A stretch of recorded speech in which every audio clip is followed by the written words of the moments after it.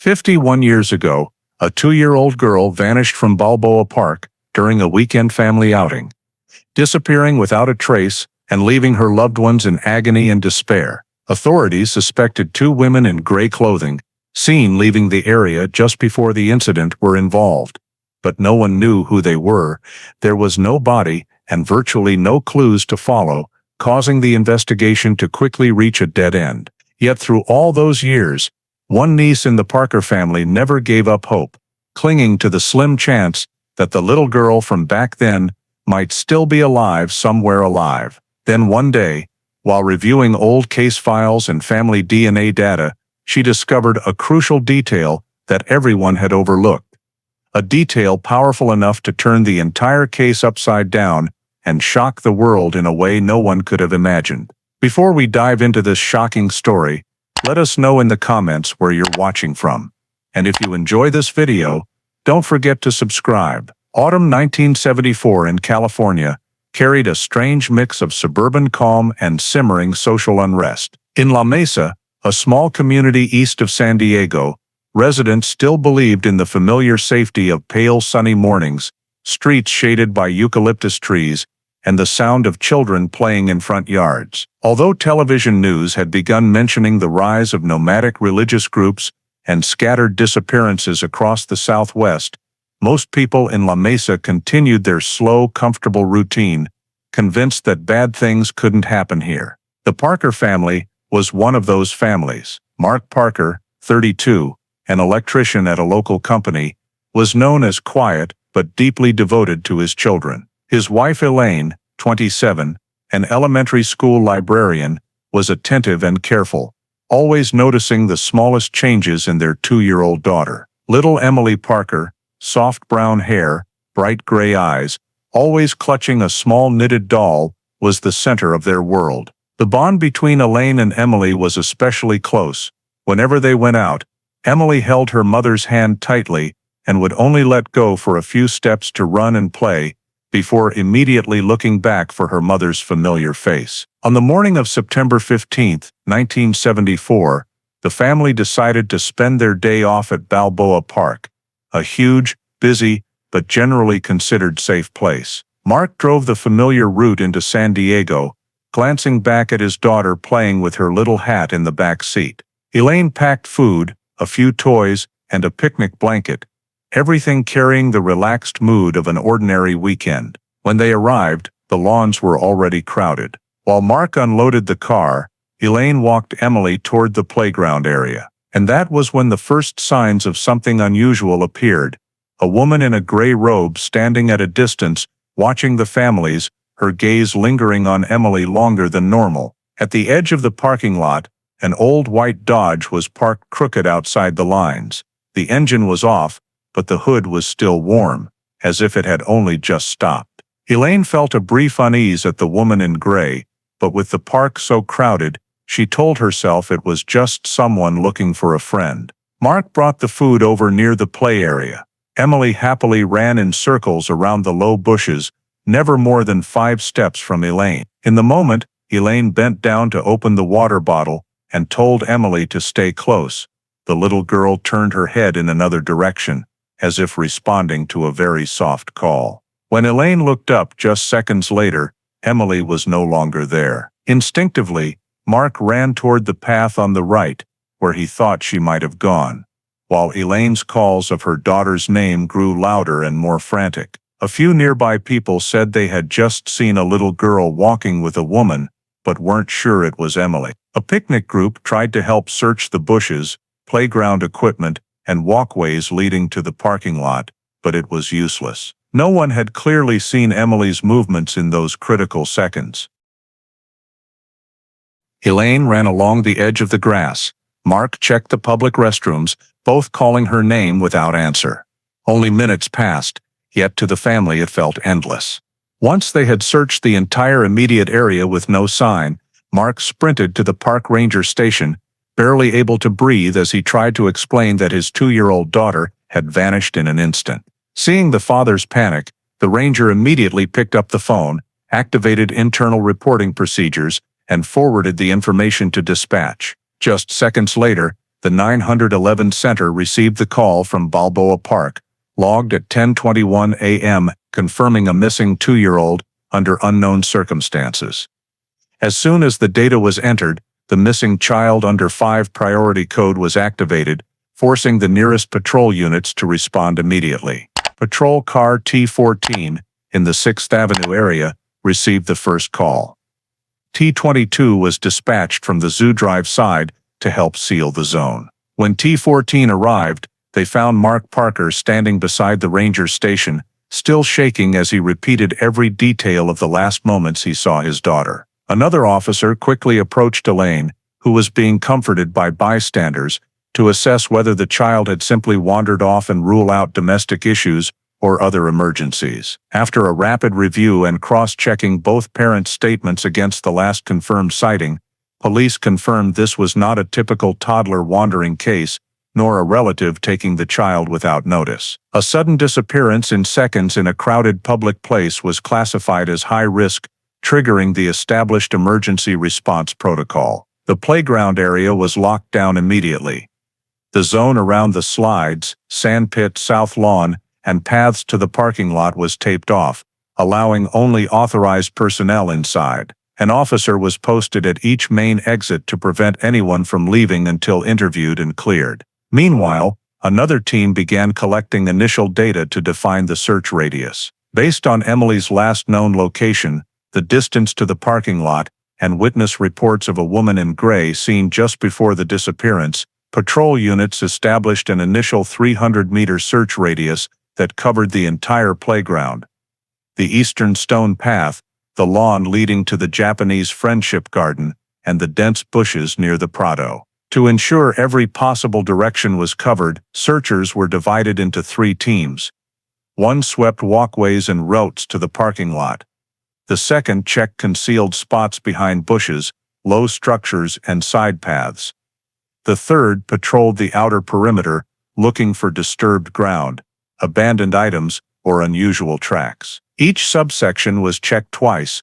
Patrol officers performed a rough sweep first, then park rangers, familiar with the terrain, conducted a second pass to rule out missed narrow paths or hidden spots. After 2 complete sweeps, no evidence was found that Emily was hiding in a closed area, nor was any physical evidence directly linked to her recovered. As minutes passed without signs of independent toddler movement, the on-scene commander updated the initial assessment. It was highly likely Emily had left the playground area with adult assistance or coercion. An expanded search plan was proposed, but had to wait for witness statements to be compiled and full exit lockdowns completed. With information still fragmented and pressure mounting, officers worked to preserve the scene as intact as possible to determine Emily's path in those final critical minutes. The period considered decisive in any child abduction. Immediately after the playground was sealed and the 300-meter radius established, police moved to the next phase of the missing child protocol, interviewing every witness near Emily's last location as quickly as possible. Officers conducted a spiral pattern sweep starting from the exact spot Emily was last seen, then expanding outward along walkways, park benches, and shaded picnic areas. Each person was interviewed separately to keep statements uncontaminated. A total of 27 witnesses were identified in the closest radius: parents with young children, college students taking photos, out-of-state tourists, and joggers. Police divided them into 3 groups from the start to avoid cross-contamination. Group 1. Those who saw Emily before she left her mother's sight. Group 2. Those observing the playground area minutes before or after the disappearance. Group 3. Those who noticed anything unusual, strangers or improperly parked vehicles. With Group 1, focus was on Emily's behavior and who was closest to her. A middle-aged woman confirmed seeing Emily playing near her mother shortly before, but couldn't recall the exact distance between them. A man pushing a stroller said he glimpsed a little girl running around the bushes, but couldn't say if it was Emily. A young couple only noticed the child when they heard Elaine shouting her name. With Group 2, attention turned to movement around the playground. College students reported seeing a woman in a gray robe near the fence, but didn't get a look at her face. A jogger confirmed the crooked white Dodge had been there earlier, but didn't note when it arrived or left. A young mother said she saw a woman walking quickly with her head down toward the parking lot, but didn't see a child with her. Though fragmented, these statements began forming important overlaps. Group 3.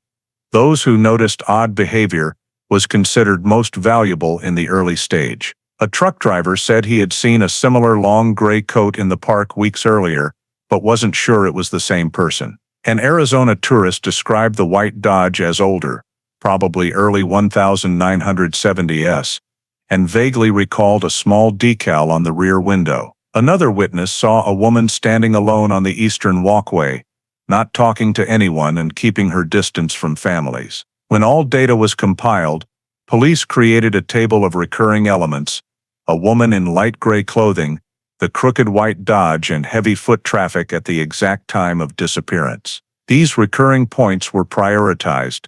Single occurrence details were marked secondary. To prepare a composite sketch, every description of the woman in gray was re-examined. Estimated height, gait, hair color, coat length, and direction of movement. Some said dark hair hanging loose. Others said tied back. Some said the coat reached almost to the ankles.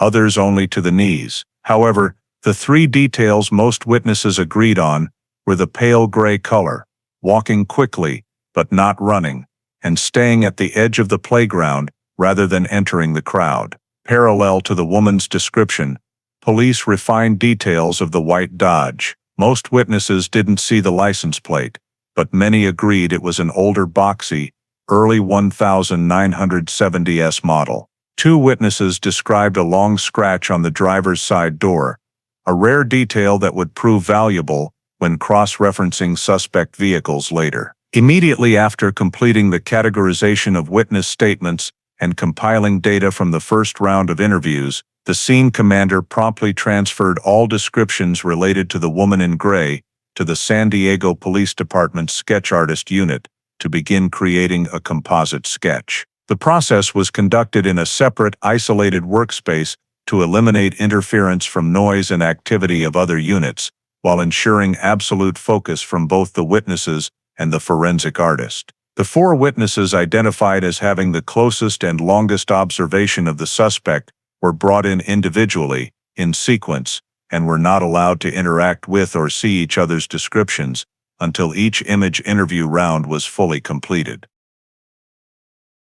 The first witness, the man pushing a stroller past the playground area, described the suspect as average height, wearing a long gray coat, with straight black hair hanging loose, but he could not clearly recall the facial features because the woman was at a distance and walking with her head slightly bowed. The second witness, a young woman sitting near the grassy area, stated that the woman had dark brown hair of shoulder length and a slightly thin face, with a slimmer build than described by the first witness. The third witness, a man jogging around the park, added that the suspect moved quite quickly with shoulders slightly hunched forward.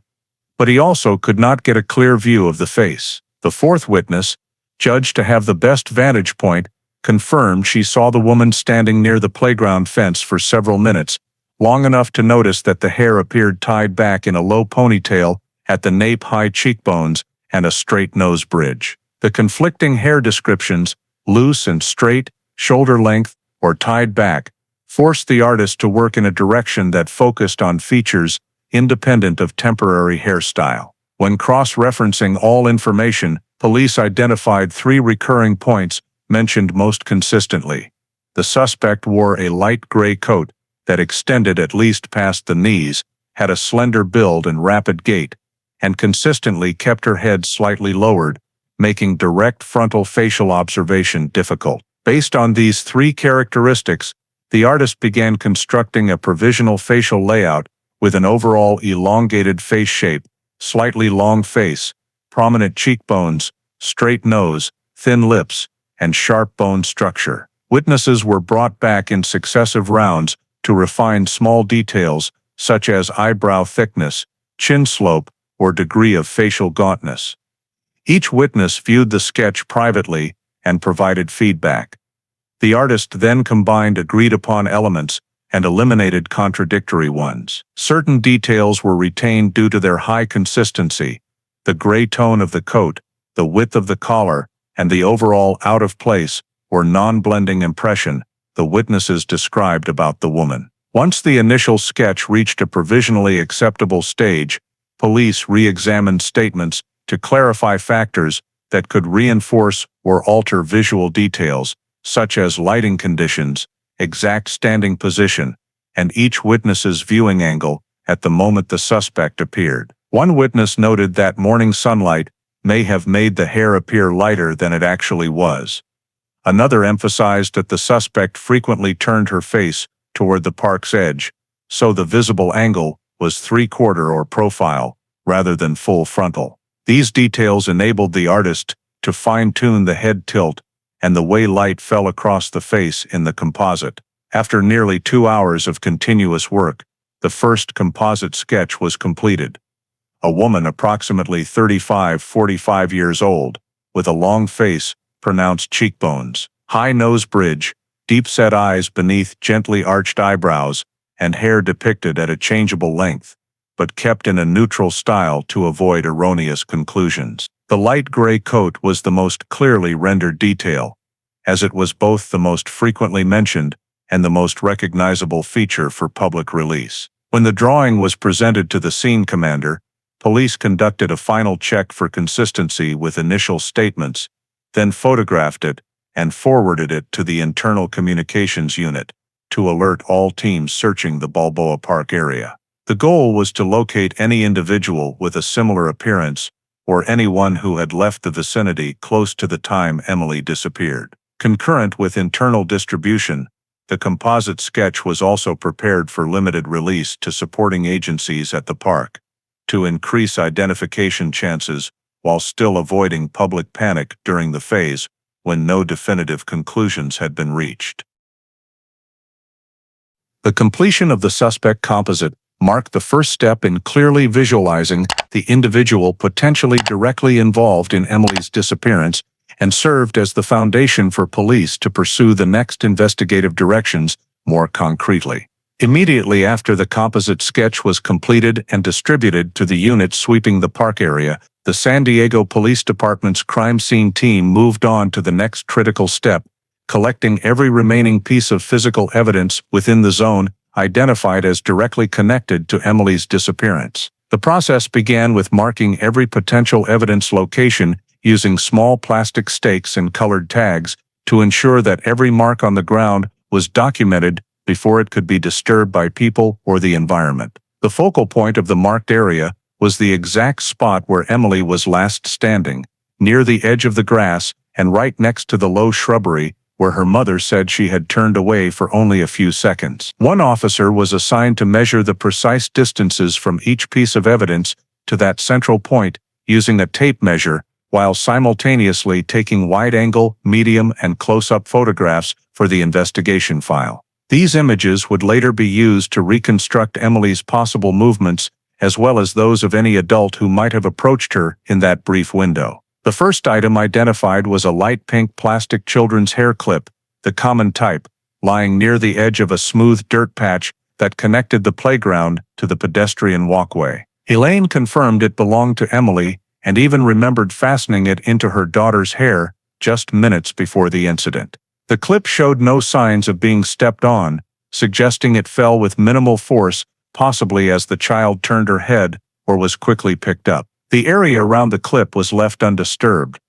After photographing and logging its position, the technician used tweezers and a paper evidence bag to collect it, avoiding moisture or deformation of the item. The second piece of evidence was a gray fabric fiber, approximately 3 centimeters long, caught on the lower edge of a shrub between the playground and the path leading to the parking lot. The fiber's rough texture and composition indicated industrial wool blended with synthetic threads, consistent with the witness description of the woman's jacket. Although its exact origin could not be determined on site, police flagged it as high-value evidence due to its potential direct link to the suspect. To prevent breaking or losing additional microscopic fibers, the technician slid a flat piece of cardboard underneath and used soft tweezers on top to transfer the entire cluster into a preservation bag. Photographs were taken in both natural light and adjusted lighting for later comparison. A child's footprint was discovered about 2 meters from the hair clip, impressed in a patch of moist, smooth soil created by the park's early morning sprinkler system. The print size matched that of a child Emily's age, and its shallow depth indicated the child had either paused or taken light steps, rather than running hard. Crucially, the print faced toward the pedestrian path leading to the parking lot, not back toward the play area. Documenting the print's position and orientation could help detectives determine the child's direction of travel in those final seconds. To preserve it, the technician poured dental stone plaster using standard procedure, ensuring the depth and shape remained intact for possible footwear or gait analysis later. While the evidence collection team worked around the playground, another unit examined the parking lot for tire tracks that might belong to the suspect vehicle. Officers located a clear tire impression in the thin layer of dust on the lot, approximately 40 meters from the playground, matching the spot where witnesses saw the white Dodge parked at an angle. The tread width and pattern were consistent with tires commonly used on early 1970 said Dodge models. But because the park saw heavy traffic, investigators had to determine whether the track was made before or after the disappearance by comparing compression depth and dust overlay.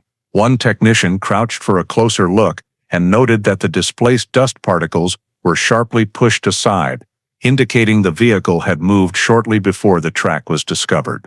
The tire mark was staked, photographed from multiple angles, and samples of dust and soil from the tread grooves were collected to analyze freshness. Although the exact departure time could not yet be pinpointed, the track was classified as high-priority evidence due to its match with both location and witness description. Adjacent to the tire track, an irregularly compressed patch of soil was found right next to the wooden fence separating the parking lot from the shrubbery. The size suggested an adult may have stood there briefly or shifted their weight while lifting a child. Though the impression was not clear enough for a full shoe print, it was photographed and noted in the report as supporting evidence of movement direction. Once all evidence was preliminarily collected, the crime scene team followed the strict 1974 legal sealing protocol. Each item was placed in its own paper bag, labeled with the time, exact location, technician's name,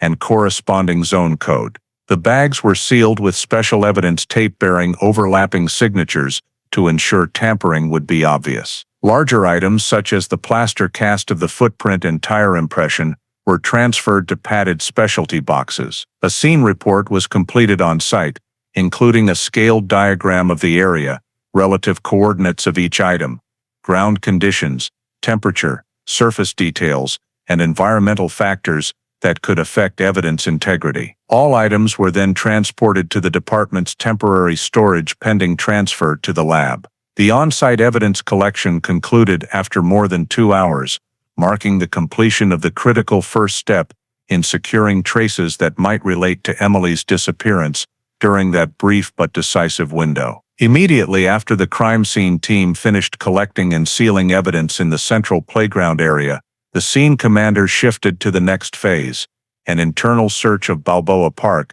to determine whether Emily might still be in a concealed spot or had been taken to another location within the park before leaving the grounds entirely. This search ran parallel to ongoing witness interviews and further examination of the suspect vehicle evidence, but personnel were kept separate to avoid task overlap. The search unit was divided into 3 main teams, plus 1 support group, each assigned a specific sector based on the park's terrain and likely movement routes. Team 1 was tasked with sweeping the pedestrian paths surrounding the playground and extending to smaller trails leading to high-traffic areas such as the Japanese Garden and the Central Plaza. They advanced in a line formation, maintaining only a few meters between members to ensure no corner was missed. The lead officer marked each cleared section on a large map with symbols to prevent duplication. Given Balboa Park's dense tree cover and heavy shade, the team had to inspect every small patch of ground beneath canopies, gaps between stone pavers, and areas around light posts. Team 2 covered the shrubbery and green strips running from the playground to the eastern parking lot edge, an area filled with waist-high bushes, some growing densely together and severely limiting visibility. Each cluster was checked twice, first for obvious disturbances, second by parting fallen leaves in case something was hidden beneath. One officer used a high-powered flashlight, even in daylight, to illuminate dark gaps between branches where the naked eye struggled. In spots with unclear tread marks on soft soil, the team paused so technicians could determine whether they were relevant or simply from earlier park visitors. Initial results showed no indication Emily had passed through this zone after the disappearance. Team 3 was sent to inspect all public restrooms, refreshment stands, and any structures where a child might temporarily be taken before leaving the park. Park staff assisted by unlocking storage closets, supply rooms, and rarely used rear doors. Every stall, sink area, space behind large trash bins, and low ventilation grates was searched, as these were places sometimes used to temporarily hide objects or conceal activity. The teams maintained constant radio contact, updating position and status of each assigned sector in sequence for later scene reconstruction. The 4th support team, 2 officers and 1 park security guard, focused on the eastern parking lot, the area directly tied to the discovered tire track. They checked not only spaces between parked cars, but also underneath vehicles where a frightened child might crawl. Another officer re-examined the wooden fence line and the compressed soil patch previously flagged as possible adult movement. Every parked car was visually inspected from the outside for anything suspicious. Vehicles with tinted windows or coverings were flagged for owners to return for quick interior checks to rule them out. Concurrently, a smaller group re-swept benches, fountains, and high-traffic public areas for any signs of scene alteration, abandoned toys, scrape marks in the dirt, or items that might belong to Emily. The search radius was expanded a few meters after each pass to cover overlaps between main and side paths. A large master map near the security station was updated in real time, cleared zones marked green, areas needing recheck marked yellow, and points of interest marked red. When the 3 main teams completed their first full sweep, the consolidated report showed no sign that Emily remained inside the park or was trapped nearby. No sounds, no fresh prints, no additional dropped items beyond the evidence already collected. All likely hiding spots were searched twice to eliminate error. The parking lot also yielded nothing, no child under any vehicle, no indication anyone had attempted to move a child into another car besides the white Dodge that had already left. Completion of the internal Balboa Park search confirmed one critical fact: if Emily left the playground area, it happened so quickly that no direct trace was left for the search teams to follow. A preliminary conclusion was entered into the report: no target located within park boundaries. This milestone forced the on-scene units to shift focus to possibilities outside Balboa Park, based on the remaining witness statements and collected physical evidence. When the complete sweep of the entire internal area of Balboa Park yielded no direct signs of Emily's presence, the field commander immediately shifted focus to the remaining most significant lead: the white Dodge mentioned by multiple witnesses during the time frame coinciding with the child's disappearance. To pursue this avenue, police activated the vehicle lookup protocol through the California DMV registration system, concentrating on narrowing down all white Dodge vehicles from the early 1970s, still registered and operating in the San Diego area and surrounding counties. First, the analysis team refined the witness descriptions as accurately as possible. The vehicle was white, boxy-bodied, most likely a 1970, 1973 Dodge Dart or Dodge Coronet, possibly bearing a scratch on the left side door and a small decal on the rear window. Using these technical details, the DMV generated an initial list of all Dodge vehicles registered in the previous 3 years, filtered by color and body style. The preliminary list contained more than 1,800 vehicles, too many to handle on-site, forcing the analysis team to further narrow it by geographic radius. Police established a priority radius of 20 miles around Balboa Park, based on the likely travel distance of a vehicle in the short time after leaving the scene. Applying the geographic filter reduced the list to approximately 310 vehicles. From there, the team continued eliminating vehicles owned by businesses, commercial vehicles, or those reported as no longer in operation due to repairs or suspended registration. After filtering, the number stood at 182 vehicles, still a substantial figure that put pressure on investigative resources, but manageable. In the next phase, the investigative team was divided into three specialized groups: the alibi verification group, the vehicle owner contact group, and the group handling cases where location could not be verified. The alibi verification group focused on vehicles confirmed to have been elsewhere at the exact time of the disappearance. For example, many vehicles on the list belonged to government employees, off-duty police cars, or private vehicles with home security cameras recording movement times. Such cases were quickly removed from the suspect list. Of the 182 vehicles, 64 were cleared, with solid alibis within the first 3 hours, thanks to clear documentation. The second group, responsible for contacting owners, began making phone calls or visiting residences to confirm whether the vehicle had been used that morning. Some owners stated the car had remained in their garage all morning. Others said they had used it but traveled in a completely different direction from Balboa Park, supported by receipts, parking lot timestamps, or passenger statements. However, not every case had firm evidence. Some owners could not recall exact usage times. Others said they had lent the car to relatives without knowing their itinerary. Owners living alone, or without anyone to corroborate their account, were classified as gray cases, insufficient information to rule them out, but also not enough to treat them as prime suspects. Vehicles in this category were placed under surveillance. The third group, location unverifiable, consisted of vehicles whose registered owners could not be reached, had moved, abandoned the car, or were temporarily residing in the San Diego area without updated contact information. This was the most difficult group to process because old DMV records were often incomplete, and locating owners was time-consuming. Of the original 182 vehicles, 27 fell into the location unverifiable category, including vehicles owned by individuals who had left the state deceased owners with no clear heirs,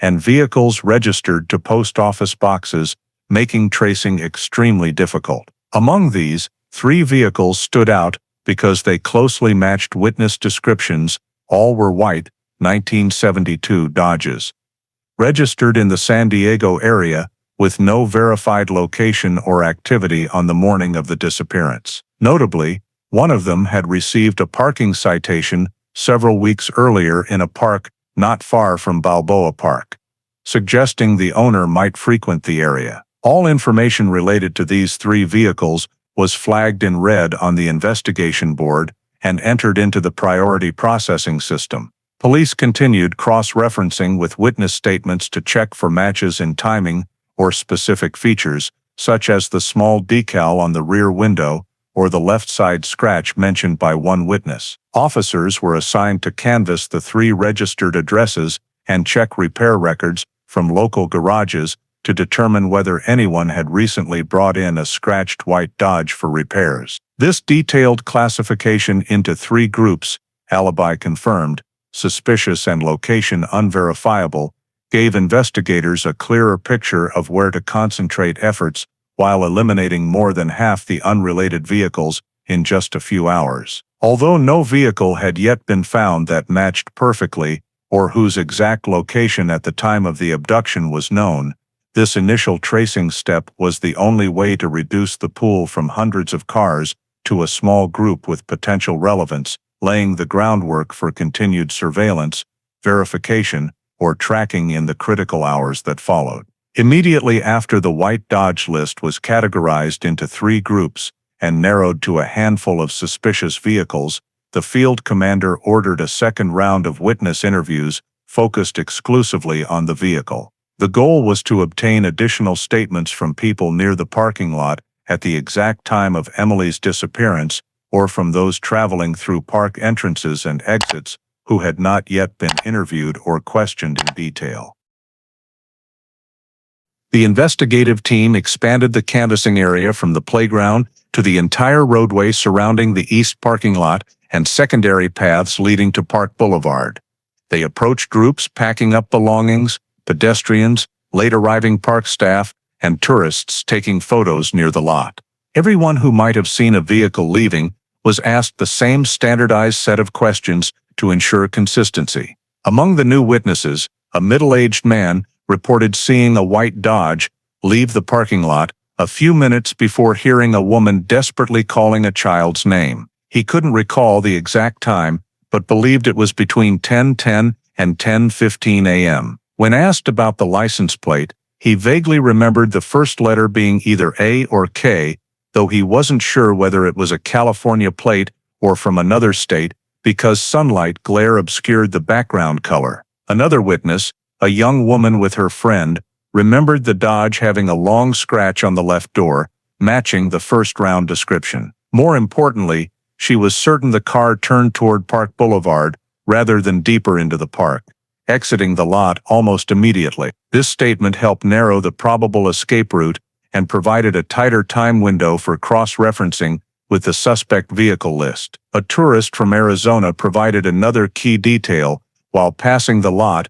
he heard an unusually loud engine roar from an older car and saw light exhaust smoke. When shown pictures of the described white Dodge, he said it could well be the same vehicle because the rear end appeared low, as if carrying extra weight in the trunk. Although he couldn't confirm anyone was in the back seat, this observation suggested the possibility of a person or heavy object in the rear, a detail flagged for later analysis. Another witness, a vendor at a refreshment stand near the exit, saw a woman walking quickly from the playground area toward the parking lot, but couldn't say whether she approached the Dodge. However, he clearly remembered she was thin, wearing a long gray coat-like garment, and moving purposefully in the only direction that led to where the Dodge had been parked. Investigators logged this statement as supporting evidence for the composite sketch of the female suspect. After compiling all second-round statements, the analysis team began cross-checking them against the narrowed vehicle list. Details such as the possible first letter of the plate, the left door scratch, the exit direction, and departure time were entered into the system for automated filtering using the new criteria. Notably, among the 3 vehicles with unverifiable locations, one had a plate beginning with K, one had a repair record for left door scratching, and one was registered less than 3 miles from the park. Each factor matched a separate witness statement, though no single factor yet tied everything together. Nevertheless, these coincidences kept all 3 vehicles in the highest suspicion category. Police checked feasible morning travel routes for these vehicles based on their registered addresses and easiest access to Balboa Park. When the witness confirmed turn onto Park Boulevard was added, only 2 vehicles remained with routes that matched. One of them was the car previously ticketed for illegal parking 2 weeks earlier in a park near Balboa Park,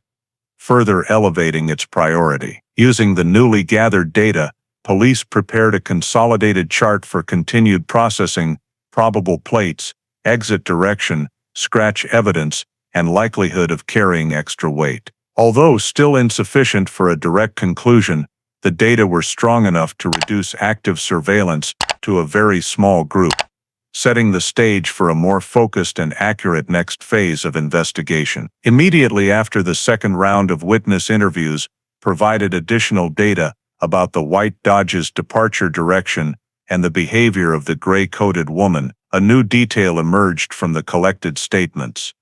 2 witnesses mentioned that the woman's clothing resembled that worn by religious nomadic groups recently seen around the San Diego area. This was not an initial investigative direction, but the long gray robe-like garment, slightly hunched posture, and standing apart from the crowd all matched general descriptions of closed religious sects.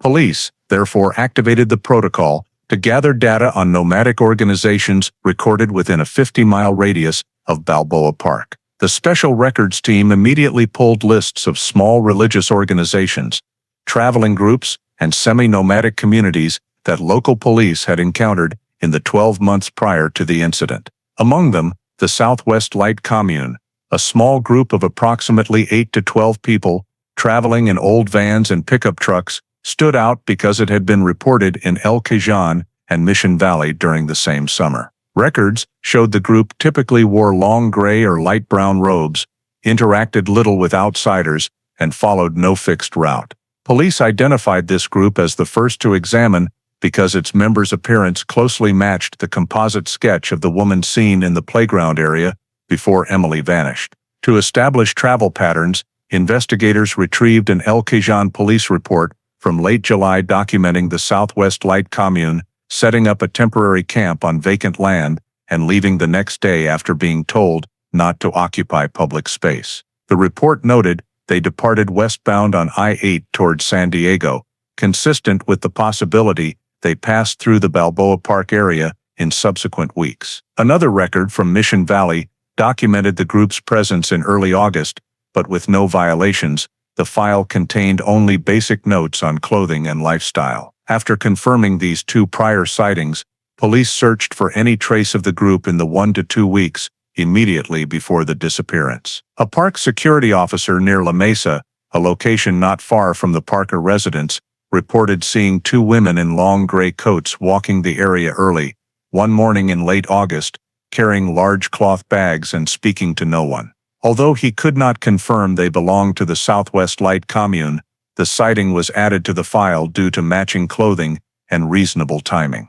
To strengthen this line of inquiry, the analysis team checked records from Los Angeles County and Riverside County, common stopping points for nomadic groups. An archived Riverside report noted a small religious group resembling the Southwest Light Commune had left the area just 3 days before Emily's disappearance, heading south on Highway 215. This supported the hypothesis that the group may have passed through San Diego en route. Before proceeding further, investigators compiled all records to identify overlaps: gray clothing, closed lifestyle, high mobility, and appearances along the I-8 and I-15 corridors, the 2 highways directly connecting multiple sighting locations. Although no evidence confirmed the Southwest Light Commune was at Balboa Park on the day Emily vanished, the timing and routes were close enough for the investigative team to formally add the cult angle to the priority list. By collecting data from old local police files, ranging from minor suspicious person calls to light administrative violations, police were able to create a preliminary map of nomadic group movements that matched witness descriptions. Some data remained vague, such as exact membership numbers or the precise vehicles used. But records indicated the group owned vans or older trucks, including at least one light-colored vehicle, a detail potentially linked to the white Dodge under investigation. At the conclusion of the data compilation session, police flagged the Southwest Cult Direction as a promising investigative branch, requiring further cross-referencing with other leads. Although no conclusion or direct evidence yet linked the group to the abduction, investigators noted the likelihood that a nomadic group matching the description was in the area at the relevant time, sufficient to continue examining their travel routes, clothing characteristics, and history of presence in Southern California. While the investigative team was compiling data on the Southwest nomadic group and their probable movements around San Diego, information unexpectedly arrived from Arizona via the Interagency Police Communication System, creating an entirely new data branch that had to be cross-checked against the entire case timeline. The report originated from a small gas station in Yuma, approximately 170 miles east of Balboa Park, where a morning shift employee reported seeing a woman with a very distressed-looking little girl at a time close to Emily's disappearance. According to the report, the woman wore a long, light-colored garment. The employee wasn't sure whether it was gray or beige due to direct sunlight, and appeared to be holding the child tightly against her body. When the employee tried to smile and greet them, the woman avoided eye contact and left the area quickly without buying anything or asking for directions, staying only briefly before returning to the passenger vehicle parking area. The most critical part of the report was the vehicle description. The employee said the woman returned to an older white car with a boxy shape and heavy dust on the rear window, a description close enough to the Dodge police were pursuing to warrant immediate follow-up. Upon receiving the report, the first step was timeline verification. The gas station employee estimated seeing the woman around noon Arizona time, but this was based solely on memory since the station had no security cameras. To assess feasibility, investigators calculated travel time for a vehicle leaving Balboa Park between 10:15 and 10:20 a.m., the window supported by witnesses seeing the white Dodge exit the lot. The drive from San Diego to Yuma via I-8 is about 170 miles and normally takes 2 to 2.5 hours, depending on speed and traffic. This meant a vehicle leaving Balboa Park at 10:15 could easily reach Yuma before 12:30. Comparing this timeline to the employee's recollection showed a discrepancy of only 15-30 minutes, acceptable given the reliance on human memory rather than recorded data. On this basis, the Yuma report was marked as a viable lead and placed in the category requiring further cross-checking with the suspect Dodge list. Investigators continued examining other elements of the Arizona report for consistency. The woman's hurried movement, avoidance of interaction, and averted gaze matched behavior noted by Balboa Park witnesses. Holding the child tightly also aligned with a possible attempt to conceal the child's face or prevent cries for help. The fact that the woman neither purchased anything nor lingered suggested the stop was purely functional. Perhaps to check directions, refill water, or confirm the route, typical of someone trying to leave an area as quickly as possible. Police compared the woman's description to the completed composite sketch from Part 4, average height, slender build, high cheekbones, quick gait. The gas station employee provided no detailed facial description, but confirmed the woman kept her head down and shaded her face with her coat sleeve while crossing the lot, consistent with the slightly bowed head noted by Balboa Park witnesses. Regarding the vehicle, although the employee was unsure of the exact make, he confirmed a white, boxy, older and somewhat run-down car, all general characteristics of the early 1970 as Dodges on the suspect list. When cross-referencing the two datasets, DMV suspect vehicles and the out-of-state report, investigators immediately filtered to the three highest probability vehicles, those with unverifiable locations, history of movement around San Diego, and prior sightings near parks the previous month. All three were capable of traveling the California to Arizona route within the 2-hour window. To evaluate feasibility, police ran real-time route simulations accounting for typical weekday traffic, average speed, and potential congestion points. Results showed that a vehicle leaving Balboa Park at approximately 10:15, traveling continuously on I-8 at 60-70 miles per hour, would arrive at the Yuma gas station within the timeframe reported by the employee. This confirmed that, chronologically, the California-Yuma route presented no contradictions and was highly feasible.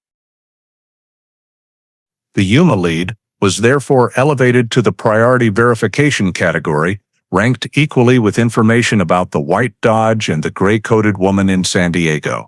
Although no definitive proof yet linked the child in the Yuma report to Emily, the similarities in behavior, clothing, vehicle, and most critically, the plausible travel timeline made this report a significant data branch requiring deeper analysis in the next phase of the investigation. Right after the Yuma lead was deemed viable, and the list of suspect white Dodges continued to narrow, just when the investigation seemed to be heading in the right direction, a new piece of information emerged that caused significant disruption. A witness contacted the police again and stated that the recently released composite sketch looked very much like a homeless man who had been frequently seen around the park area in recent weeks. This witness recalled seeing that individual wearing a large hooded cap, a thick, dark-colored coat, and standing near the playground area on the morning of the disappearance. Since the identification was based on a distant view and bright lighting conditions, the witness believed it was entirely possible that the composite sketch had mistakenly identified the gender. Although the initial information sounded shaky, Police were obligated to follow up because composite sketches are not infallible identification tools, and errors in witness descriptions are common in crowded incidents. Based on the new witness's description, police reviewed records of homeless individuals documented around Balboa Park in the past 6 months. A man named Michael Art, approximately 40 years old, appeared in multiple minor reports for sleeping near the eastern parking lot, the same location where the white Dodge was found parked irregularly. Michael was thin, of average height, and usually wore an old dark gray coat, a detail that led the witness to believe the composite sketch may have mistakenly reflected the clothing and overall build, causing him to be drawn as a woman. When police compared the composite image with Michael's file photo, although not an exact match, there were enough similarities to make him a person of interest. In particular, one description in his file noted that he walked with a slightly stooped posture, matching the slightly bowed head feature multiple witnesses had consistently reported. Based on these factors, police decided to locate and question Michael as soon as possible. That same afternoon, a patrol unit found him near the park, sitting under a tree with his personal belongings. When asked to cooperate, Michael appeared confused but did not resist. He was taken to the station for a formal interview according to procedure. In the interview room, Michael stated that he had been at Balboa Park that morning, but insisted he never went near the playground area at the time of the incident. He said he stayed in the western part of the park, several minutes walk away, looking for a place to rest and collecting bottles and cans. When asked whether he remembered seeing a white Dodge or a woman in gray in the area, he said no, because he usually avoided crowded sections. George, one of the interviewing officers, asked Michael to describe in detail where he had rested that morning when he left the park, and anyone who might have seen him. Michael could not recall exact times, but remembered receiving a snack from a volunteer group around 9:30 a.m. in the western section of the park.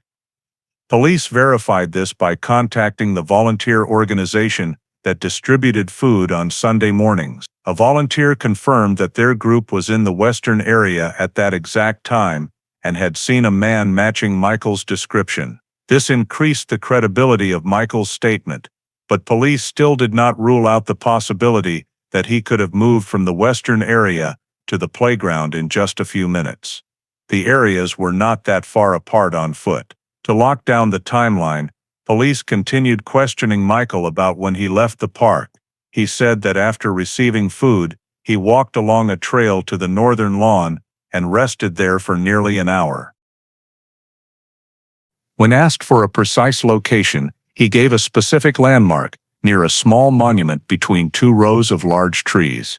Investigators cross-referenced this spot with the park map and determined that the distance from there to the playground was considerable. It would have been highly unlikely for him to appear in the critical area at the exact time Emily disappeared without being noticed by any witness. To further support exclusion, police asked the forensics team to re-examine the evidence for any fingerprints, hair samples, or shoe prints that might match Michael. Preliminary results showed no matches. The child-sized footprints were unrelated. The compacted soil prints were too unclear for comparison, and the gray fabric fiber was synthetic wool, not the material of the coat Michael was wearing, even though the color was similar. The absence of any physical evidence directly linking Michael led investigators to agree that the gender misidentification theory was highly unlikely. Based on all the data, Michael was removed from the suspect list.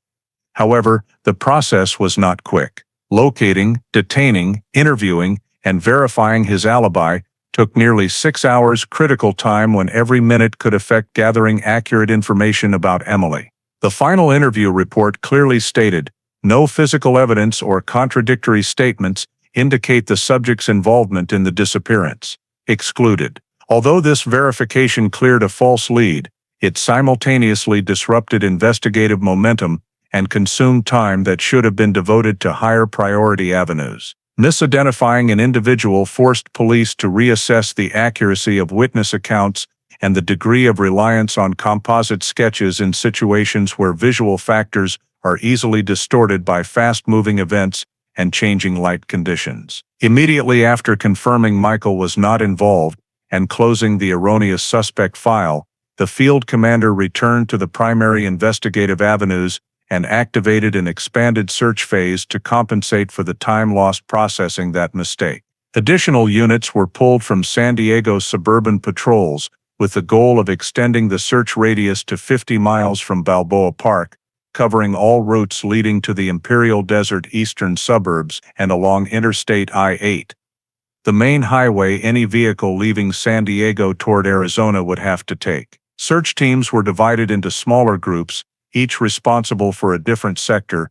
The first group focused on rest stops along the highway where vehicles might stop for gas, restrooms, or route adjustments. The second swept all low-cost motels and roadside lodgings, especially those with lax ID requirements. The third patrolled open desert land and access roads where vehicles often stopped without leaving records. The final group canvassed scattered residential areas within a feasible driving time radius. At the rest stops, officers spoke with morning and midday shift employees, asking whether anyone noticed a woman with a little girl or an older white Dodge between 10 a.m. and noon. Some employees recalled lone customers buying drinks or using the restroom, but none provided descriptions that fully matched the composite sketch or the suspect vehicle. Many stops lacked security cameras at that time, so verification relied entirely on staff memory, which was often vague due to high daily customer volume. At motels and roadside inns, police checked registration logs, but most budget establishments either did not require ID or kept only handwritten names and room numbers. No registrations mentioned a woman with a child on the day of the incident. Some desk clerks remembered serving lone travelers, but could not recall specific appearances or directions of travel. The lack of recording systems and standardized management made verification harder than expected. At Imperial Desert access points, off-road units examined dirt roads with clear tire tracks, looking for tread patterns matching those from the Balboa Park lot. However, tracks on dry desert ground changed quickly due to wind and traffic, making identification nearly impossible. A few similar-looking tracks were flagged, but following them deeper into the desert led only to common roadside pull-offs with no signs of connection to the disappearance. In the scattered residential areas within the expanded radius, officers went door to door asking whether anyone had seen an unfamiliar little girl or a woman with a child that morning or early afternoon. Most residents saw nothing unusual. A few reported seeing white vehicles pass through, but since that model was common at the time, no connection could be established. Volunteer units were also mobilized to quickly check frequent rest spots, such as small roadside parks, public water stations, or shaded areas near major roads, but nothing of value was found. When all data was compiled, the expanded search report showed no direct trace of Emily, the gray-clad woman, or the white Dodge within the 50-mile radius. No new witnesses, no additional physical evidence, and no matching vehicles were recorded at any stop during the relevant time frame. This phase concluded clearly. Expanded search efforts in the desert, suburbs, and along highways yielded no viable leads related to Emily's disappearance. Immediately after patrol units concluded the expanded search phase, with no additional traces found within the 50-mile radius, the field commander ordered all task forces back to the temporary command center at Balboa Park to conduct the most critical step in the first 6 weeks of the investigation, compiling all data, cross-referencing every information group, and evaluating consistency across leads. The goal was to determine whether a real intersection existed that could connect the scattered data sources into a single investigative direction, or, conversely, confirm that the various leads pointed to inconsistent targets. First, the analysis team entered witness statements into a master chart. Initial round statements provided descriptions of the woman in gray, Emily's last known location, and some unclear details about movement around the playground. Second round statements added critical data centered on the suspect vehicle, the white Dodge, including departure time from the parking lot, direction toward Park Boulevard, left side scratches, and the possibility of added weight in the rear seat. Some witnesses, also confirmed the presence of a woman who avoided contact, walked quickly, and kept her head down, consistent with the composite sketch. However, when individual statements were plotted on a timeline, the analysis team noted that many overlapped only loosely. No witness observed both the woman in gray and the white Dodge simultaneously, so a direct connection between the two elements could not yet be confirmed. Next came the physical evidence group. Items collected at the scene included Emily's pink hair clip, a gray fabric fiber believed to belong to the suspect's coat, child-sized footprints heading toward the exit path, and tire impressions in the parking lot dust. Each item had individual value, but together they did not form a complete logical chain. The child footprints suggested a direction of movement, but no evidence confirmed Emily left the playground that way. The gray fiber matched the described coat, but could not prove the woman approached the child. The tire impressions matched 1970s Dodge models, but the busy parking lot made it difficult to confirm they belonged to the suspect vehicle. The analysis team noted clearly, physical evidence reinforced existing leads, but created no verified intersection. The suspect vehicle data group, the white Dodge, was separated for independent review. The original DMV list contained over 1,800 vehicles, narrowed after multiple rounds to 182, then further to 27 hard to trace, and 3 highest priority suspects. Yet after 6 weeks of checking alibis, contacting owners, reviewing repair records, and cross-referencing routes to Arizona, police still could not determine whether the Dodge seen at the scene and the Dodge in Yuma were the same vehicle. No direct physical evidence linked the two incidents. The lack of a clear license plate and incomplete descriptions led the vehicle line of inquiry to be rated possible but insufficiently supported. Finally, the data on the Southwest cult. Local police files from El Cajon, Mission Valley, and Riverside confirmed that the Southwest Light Commune was active in the region near the time of the disappearance, and that their clothing matched witness descriptions. However, no evidence placed the group at Balboa Park on the day of the incident. No witness directly saw cult members approach Emily, and no vehicle was confirmed as theirs. Records showed the group moved frequently between counties, but no timeline aligned perfectly with Emily's disappearance. When the analysis team placed the 4 data groups, witnesses, physical evidence, vehicle, and cult, onto a comparison matrix, they discovered that each pointed to a separate possibility, but none intersected strongly enough to form a complete logical chain. The woman in gray might be involved, but no direct evidence proved she contacted Emily. The white Dodge might be the suspect vehicle, but no one saw a child being put inside. Tire tracks matched the model, but ownership could not be confirmed. The cult might have been in the area, but no proof placed them in the park that day. There was also no physical evidence or witness linking the woman in gray and the white Dodge into a single sequence. The lead investigator noted in an internal report, current investigative avenues do not produce a convergence point. Disparate data do not form a preliminary conclusion. This placed the investigation into a clear deadlock. Witnesses had been interviewed multiple times, physical evidence could not be expanded, and all large-scale searches yielded nothing. After 6 weeks, all collected information only reaffirmed what was known from the first minutes. Emily vanished in a very short window, no one directly observed an abduction, and every avenue lacked the critical link needed to move forward. The conclusion of the first 6-week analysis was recorded in the report, no verified intersection between data groups. Investigation temporarily at an impasse. In the months following the initial 6-week phase, the San Diego Police Department continued periodic reviews for any additional signals that might relate to Emily's disappearance. But all led to the same conclusion: no new leads emerged, and no data filled the core gaps identified in the summary report. Every time a witness tip came in, the team processed it according to procedure, compared it with existing data, and checked for matches. However, these sporadic reports were usually cases of mistaken child identity in the area, or statements lacking credibility, none strong enough to reopen the investigation in a new direction. The original physical evidence, analyzed with the technology available at the time, yielded no specific results.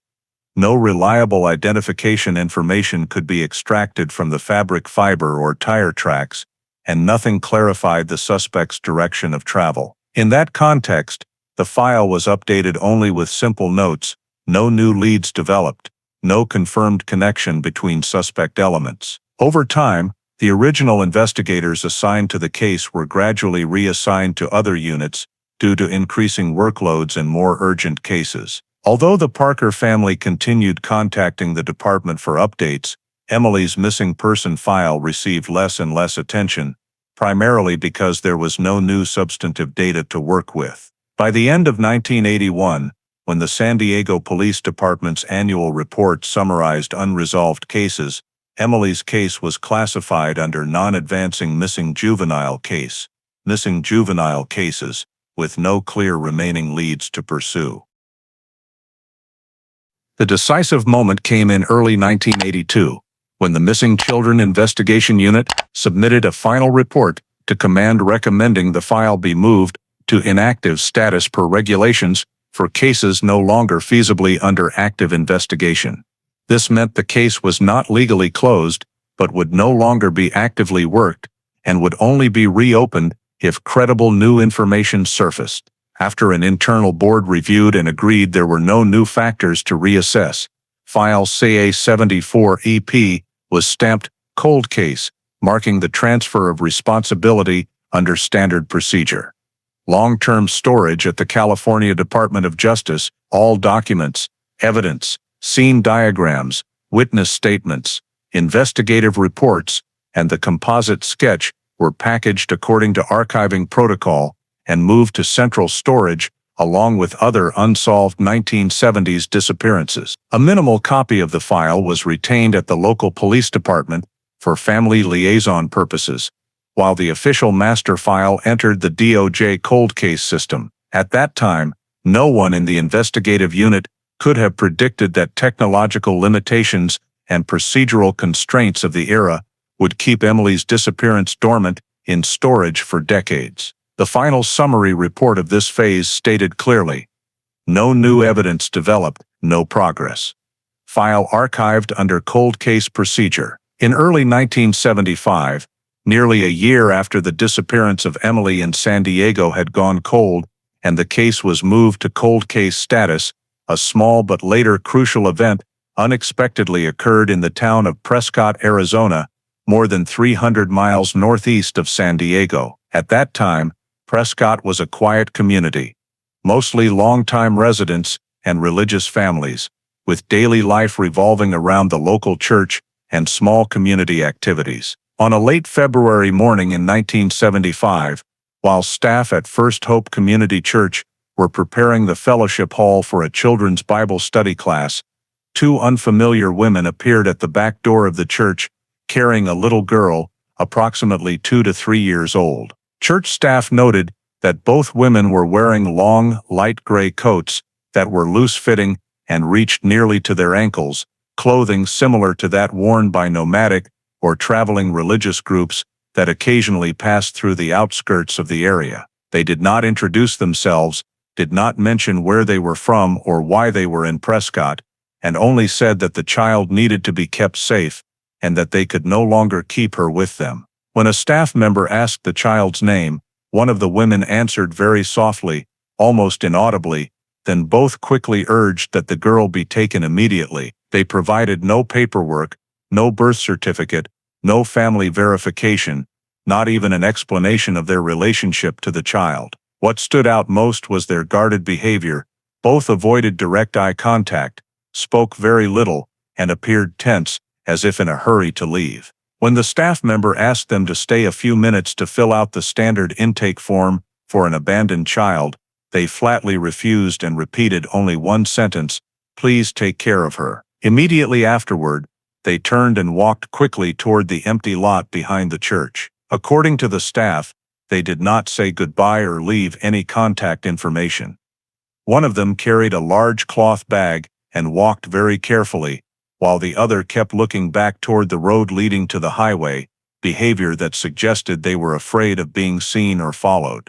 The staff watched until the two women disappeared behind a low row of trees near the trail. No one saw what vehicle, if any, they left in, and since the area behind the church was fairly open, any car parked even a few dozen meters away would not have been visible. The little girl who was placed in the staff member's arms was not crying, but her face clearly showed exhaustion and weariness, as if she had just been through a long journey or a sudden change of environment. She was wearing a thin sweater, had no personal belongings with her, and showed no signs that anyone had packed clothes or items for her. One of the staff members noticed that the child did not understand many basic questions, either because she was too young or because she was not familiar with the language used by the adults in the church. Faced with this unexpected situation, the pastor instructed the staff to follow internal protocol. Record the initial information in the intake log, even though most of the details were essentially blank. In the church's internal log, the entry under child surrendered consisted of just a few short lines. Female child approx. 2-3 years old, name unknown, brought by two women in gray coats. No paperwork provided, no guardian information. He also noted the time and a brief description of the child's clothing, because the church still hoped that keeping records might be useful if family or relatives ever returned. After completing the initial intake, the church contacted families within the congregation who participated in the temporary foster care program for children of unknown origin. In a small community like Prescott, short-term placements were arranged quickly, and a local family agreed to take the child that same evening. The church handed the child over according to internal procedure, accompanied only by the note describing the morning's events, since there were no identification documents or contact information. Once the girl was placed with the temporary foster family and the immediate emergency was resolved, the pastor and church coordinators had to consider a long-term solution. The temporary family could only provide care for a limited time, and finding biological relatives was nearly impossible because there was no identifying information whatsoever. No birth certificate, no contact note, no clear name. In 1975, in small towns like Prescott, children being left at churches was not entirely rare, and Arizona law at the time allowed churches to work with social services to fast-track long-term care or formal adoption without the multiple layers of verification required later. Since the two women showed no signs of being wanted by police, there were no reports of abuse or neglect, and the child had no injuries. The case was classified as a voluntary surrender, a loosely regulated legal category that allowed religious organizations to file minimal reports and recommend care arrangements. When the church reported the case to the Yavapai County Welfare Office, a social worker visited, confirmed the child was in stable health, and determined that she needed a stable family environment for long-term care to ensure proper development. Because there were no strong interstate missing child reporting systems or federal databases at the time, there was no way to cross-check whether the child matched any missing person reports from California or elsewhere. In reality, California and Arizona did not share standardized missing person data in 1975. Each state kept its own records using different methods, and manual cross-state comparison was not required or practiced. For this reason, the county welfare office treated the child as a local case that had simply appeared in Prescott, and the adoption recommendation process began much faster than modern standards would allow. Among the church families registered for long-term guardianship, the Miller family stood out because both Daniel and Ruth Miller had spent years helping children in need and had previously provided temporary care in two other cases. They were a typical middle-class Prescott family. Daniel was a carpenter, Ruth was a preschool teacher, they lived in a small wooden house on the edge of town, and they had no biological children. When the pastor informed them about the nameless little girl, they immediately expressed their desire to provide long-term care and were willing to pursue formal adoption, if permitted. During their first meeting at the church, Ruth picked the child up and noticed that the girl did not resist, though her eyes remained wary and guarded. Ruth, experienced with children who had experienced upheaval, was patient, spoke softly, and let the child feel safe at her own pace, rather than forcing interaction. Daniel played a steadying role, creating a calm environment so the child would not feel overwhelmed. After just 1 hour, the girl began to relax, a strong enough sign for the social worker to approve transferring her to the Millers for a long-term trial placement. The long-term care procedure at the time only required completing a responsibility form, a basic home inspection, and a care commitment. Because the child's file was essentially blank, the welfare agency did not require biological family cross-checking or identity verification, as state law at the time did not strictly mandate it for unidentified abandoned children. After 3 months of positive evaluations, the Millers were informed they could file for formal adoption if they wished to proceed. They submitted the paperwork that same week, and after only a few meetings, the adoption was approved. This became the critical factor, and adoption under the information-scarce conditions of 1975 allowed the child to be given a completely new identity, detached from any data that had ever existed in California. Since the child had no name when she arrived at the church, the Millers and the pastor together chose the name Emily Grace Miller, the name Emily, because it was one Ruth had always loved, and Grace symbolizing the grace the church believed the child deserved after her uncertain circumstances. From that point on, all related paperwork, adoption decree, new medical records, and later school enrollment carried the name Emily Miller. There was no note indicating she had come from another state, and no link whatsoever connecting her to California. For Arizona welfare authorities, the case was fully closed within the state.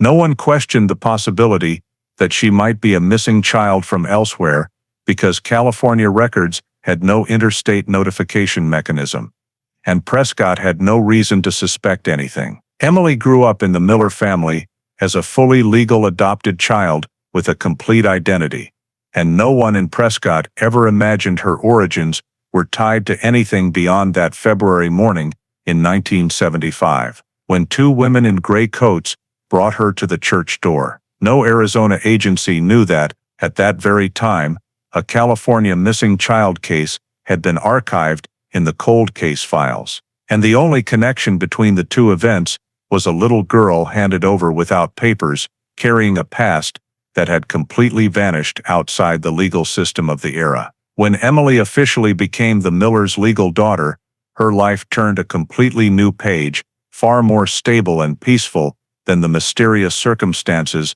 no one in Prescott ever understood. From age 3 through elementary school, Emily grew up amid the steady rhythm of mountain town Arizona life. Mornings with Ruth brushing her hair in front of the mirror, afternoons with Daniel teaching her to use a small hammer, and evenings with the family gathered in the living room, listening to the radio or reading the Bible. School was also a place where Emily adapted quickly. Teachers described her as well-behaved, quiet but very observant.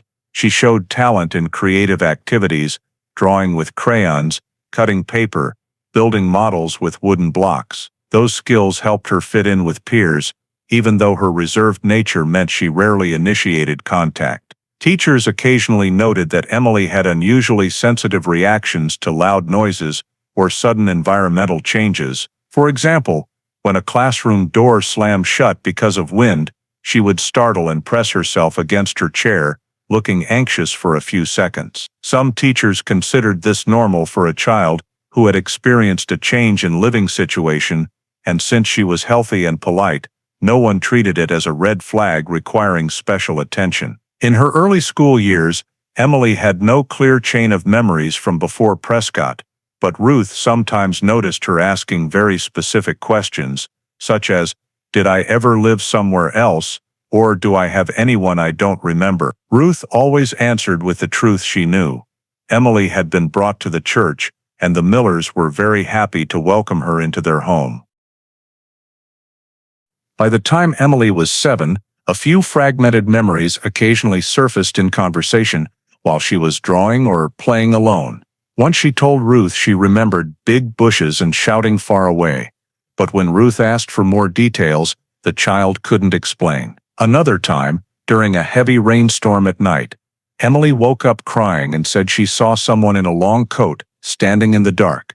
But the next morning she remembered nothing. Because these images lacked specific context and children that age often have vivid imaginations, Ruth viewed them as vague memory fragments that could not be connected to anything real. As Emily entered her teenage years, her reserved personality became a defining trait. She was not a child with behavioral problems, but she always kept a certain distance from strangers and observed her surroundings before acting. In class, she excelled in subjects requiring precision and detailed memory, such as biology and art. In contrast, she was uncomfortable in large crowds, especially school events with many parents present. Ruth tried several times to encourage greater social involvement, but she also understood that Emily had been that way since she was little and did not push her. Within the family, Emily was deeply attached to Daniel. He was the one who taught her to fix small things from a wobbly chair to an old music box. Interestingly, Emily often followed Daniel's instructions with surprising accuracy, as if she had seen someone do similar tasks before. Daniel simply saw it as a sign she was smart and handy, and never questioned it further. As Emily grew older and became more aware of family dynamics, she occasionally asked why she had no clear memories from before age 3. Ruth always told her part of the truth: she had been found, and no one knew what happened before that. Emily asked most often around age 12, but eventually she accepted that her early past was simply unclear. Prescott was a gentle town, and that environment allowed Emily to grow up without anyone ever questioning her origins. No one in Arizona realized she had once been connected to a disappearance in California, and Emily herself showed no signs that her memory could bridge the two lives. The fragmented images occasionally returned: big bushes, distant shouting, figures in long coats, but they never formed a complete story. Emily grew up as Emily Grace Miller, spending a quiet adolescence joining the art club, helping Ruth teach preschoolers, sometimes hiking with Daniel on weekends. No one suspected anything unusual. No teacher reported psychological issues. No family in town questioned the child's background. To Prescott, Emily was simply a child adopted at the right moment, growing up safely in a kind family. Throughout those years, every trace connected to California either never appeared or was never clear enough for anyone to recognize that it had once existed. Emily matured in a life completely severed from the memories cut off from her at age 2, unaware that on the other side of the state border, the original file of her disappearance lay dormant in the California DOJ's cold case archives. While Emily grew up peacefully in Prescott, completely detached from the California disappearance story, the Parker family in La Mesa entered the 1990s in a state of grief that never eased. Elaine and Mark Parker, Emily's parents, never left the San Diego area, but they rarely spoke of the case because every resurfacing memory tore the family open again. As they aged, the responsibility of keeping Emily's memory alive gradually passed to the next generation: cousins, nieces and nephews, and especially Sarah Parker, Elaine's niece, born in 1988. Sarah grew up with Emily's story as an unresolved family wound, and in the emerging internet era, curiosity and an unspoken sense of duty drove her to want to uncover the truth about the cousin she never met. By the early 2000s, consumer DNA testing for genealogy purposes was becoming common, especially with services like 23andMe and Ancestry DNA. The real turning point, however, came with GED Match, an open platform that allowed users to upload raw genome data to search for distant relatives, which became a hub for both amateur genealogists and law enforcement. In 2010, after several family discussions, Sarah convinced Elaine and 2 other Parkers to take commercial DNA tests. The original intent was not to find Emily, but to complete the family tree, yet as soon as the results arrived, Sarah promptly uploaded the entire family's DNA data to GED Match, a platform then just starting to be used for finding missing relatives. In the GED Match profile notes, Sarah wrote that the family was searching for a relative missing since 1974, with the description: female, 2 years old at time of disappearance, La Mesa, California. Though she knew the chances were slim, Sarah kept the family profile updated regularly for months, hoping the system might produce an unexpected genetic match. At that time, GED Match had no priority tools for missing child cases, but the online genealogy community often volunteered help when they saw unusual cases.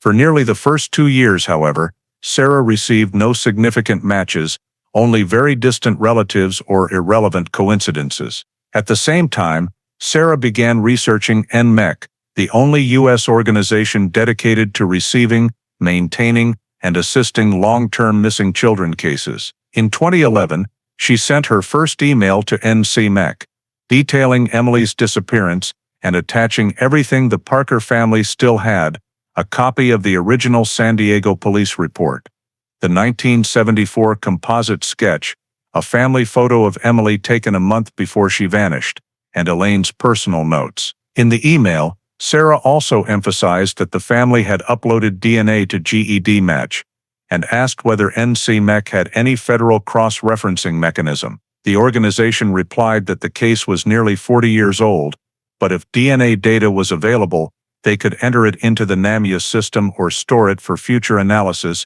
as technology advanced. Sarah immediately sent Elaine's DNA sample and the raw genome export from GED Match. Having the information entered into NCMEC marked the first time in decades that Emily's file was revived in a national system. No one in the Parker family knew that this would be the action that finally began pulling the case out of the shadows. In the years that followed, Sarah continued updating information and participating in genealogy forums where volunteers used GED Match data to help find missing relatives. One volunteer suggested the family enroll in the DNA program for relatives of victims, a free program coordinated between NCMEC and various labs. Although it produced no immediate results, having the Parker family DNA in the national database became an anchor that would later prove indispensable. From 2011 onward, the Parkers maintained contact with NCMEC, despite no progress. Sarah's calls usually ended with the same response: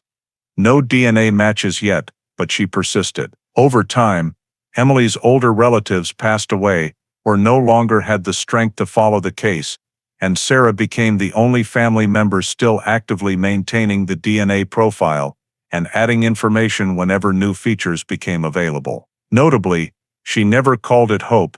She saw it only as a responsibility to keep Emily's disappearance from being forgotten. 10 years after the first Parker GED Match account was created, that DNA profile, quietly sitting in the database, began generating small movements Sarah could not yet see. But in 2011, the only thing the family had was the feeling that they had finally done everything within their power, never suspecting that the genetic data they had uploaded would become the key tool to unlock a secret spanning nearly 4 decades. For many years after Sarah Parker uploaded her family's DNA data to GED Match and coordinated with NCMEC, that DNA profile sat dormant in the system like thousands of others, waiting to be connected to a matching genome that no one could predict in advance. It wasn't until 2016, when genetic genealogy began entering its rapid growth phase, that a group of independent genealogists who specialized in tracking down forgotten or unclaimed DNA profiles started reviewing old entries, including Emily Parker's. These genealogists did not work for law enforcement. They were volunteers, part of a growing trend in the genealogy community that used DNA data to solve long-lost family branches. One of them, Linda Kay, a genealogist living in Oregon, happened to read the note Sarah had left on GED Match. Searching for child missing in 1974, age 2.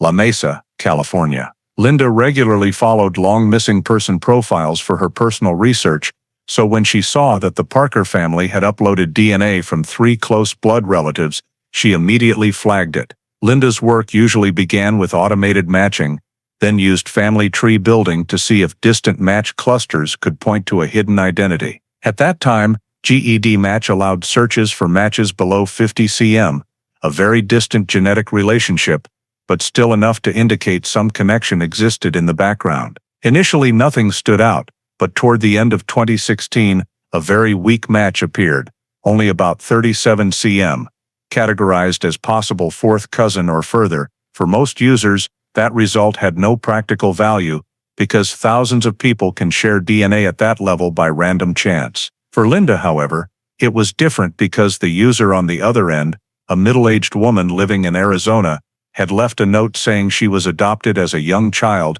and does not know her biological family. The fact that someone with unknown origins showed even a distant connection to a family searching for a missing relative made Linda look closer. She began analyzing the Parker family's DNA clusters, groups of people who matched each other as well as the Parkers. On the cluster map, Linda noticed the 37 cm match didn't stand alone. It faintly linked to two other distant matches from the Parker side, very far relatives Sarah had previously connected in the system. This didn't prove a direct relationship, but it suggested the Arizona user might share the same broad ancestral gene pool as the Parker branch. Linda emailed Sarah using the contact address in the GED match profile, explaining that a very weak match had just appeared and asking if Sarah wanted her to dig deeper. Sarah, who had gone years without any leads, didn't expect much, but agreed anyway. As Linda dug in, she started building a hypothetical family tree based on the distant matches. The tool doesn't reveal the exact identity of the person involved, but it can narrow down which ancestral lines are most likely to intersect. After filtering out common regional matches, distant cousins that naturally appear across the North American population, she discovered the 37 cm match shared a distinctive DNA segment that aligned with the Parker branch originating in North Carolina. That became the first real clue that this match wasn't random coincidence, but could be a genuine connection. By mid-2017, Linda switched the case to active monitoring. When GED Match updated its algorithm, the accuracy of distant matches improved slightly, and the 37 cm match was reclassified as possible third-fourth cousin, still distant, but no longer completely outside the realm of sharing a family branch. Because the Arizona user had noted she was adopted, Linda contacted NCMA to ask about the protocol for forwarding suspected DNA matches to investigators. NCMA replied that they needed the user's identity, voluntary consent, and the raw DNA data for comparison. Linda then reached out directly to the Arizona user, explaining that this distant match might relate to a family searching for a child missing since the 1970s. The woman was surprised but agreed to share her raw DNA data if it could help clarify her own origins. Once Linda received the raw genome, she forwarded everything to NCMA for processing. This marked the first time in 43 years that Emily Parker's missing person profile entered an official DNA comparison process. NCMA activated Federal Analysis Protocol. The Arizona woman's DNA was sent to the DOJ's genetic testing lab for in-depth comparison with the Parker family DNA. The process ran through multiple layers of filtering, comparing not just total shared DNA, but the pattern of segments across generations. After 3 months of analysis, the first report sent back to NCMA noted that, while the match was distant, it did not rule out the Arizona woman belonging to the same extended Parker lineage. However, the data at that point was still not strong enough to confirm any direct relationship. To avoid erroneous conclusions, the case was labeled Level 3 DNA match. Further investigation required. A DOJ analyst added the note: DNA segments consistent with great-grandchild generation or outer circle relatives, insufficient for identity confirmation, but sufficient to open a DNA investigation file. This was a pivotal moment. Emily's missing person case, which had sat untouched in the cold case archives since 1982, was upgraded for the first time from static storage to active DNA analysis in the California DOJ system. Every subsequent step had to follow the rigorous new protocols of forensic genetic genealogy, a complex and emerging field that was only just beginning to be applied to decades-old missing person cases. When Sarah received the news from Linda and NCMA that the DNA file had been officially reopened for investigation, she didn't know what to hope for. She only knew that after nearly 4 decades, a tiny signal of a few dozen centimorgans, something many people would dismiss as meaningless, had become the first ray of light for the Parker family since 1974. In NSYNC's internal report at the time, one line was written in bold, "Primary genetic match detected. Case escalated to DNA investigation level." That was the starting point for the entire process of reopening the case with modern technology.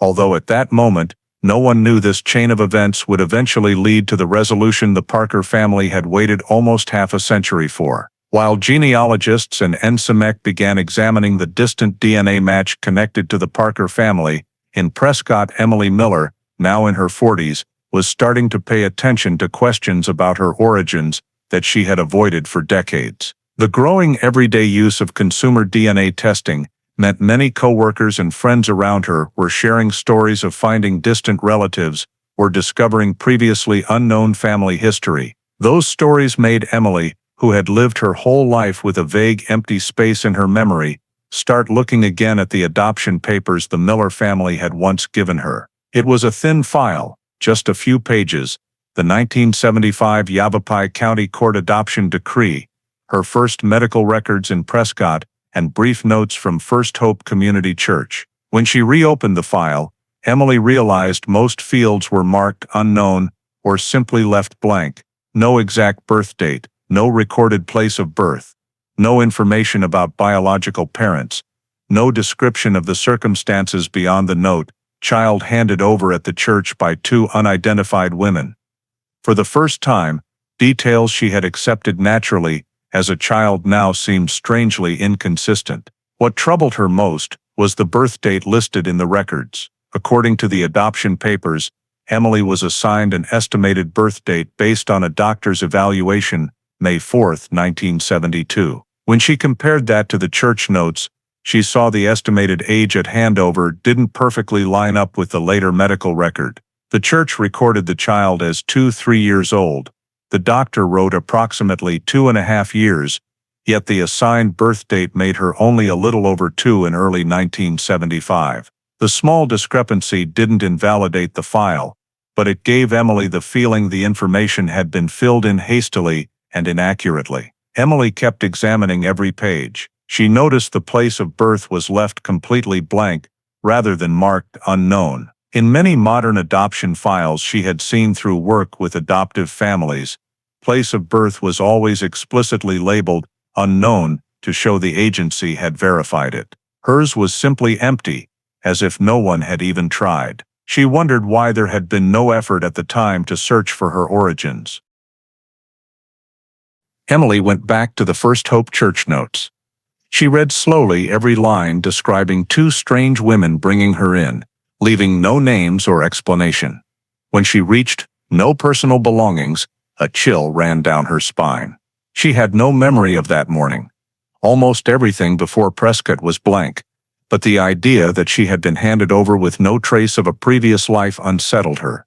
No toys, no spare clothes, no note. As if she had been removed from somewhere under circumstances no one wanted to mention. Another point that made her pause for a long time was the complete absence of any original birth name. Instead, the church note simply said, "Name unknown," then jumped straight to the new name the Millers gave her. Emily had never questioned it deeply before, but now it seemed odd. Even abandoned hospital babies usually had a temporary name or identification number, yet she had nothing at all. At that moment, Emily began connecting the vague childhood flashes that had occasionally surfaced, images of large bushes, distant shouting, figures in long dresses.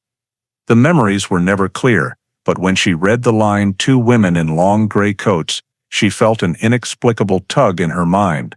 Not proof, just a tightening in her thoughts. To check further, Emily looked at the court documents. She noticed her adoption process had been extremely fast, completed in just a few months after the church took her in. That was legal under Arizona law at the time, but compared to modern adoption processes she knew from colleagues, Emily realized her file had never been investigated for origins.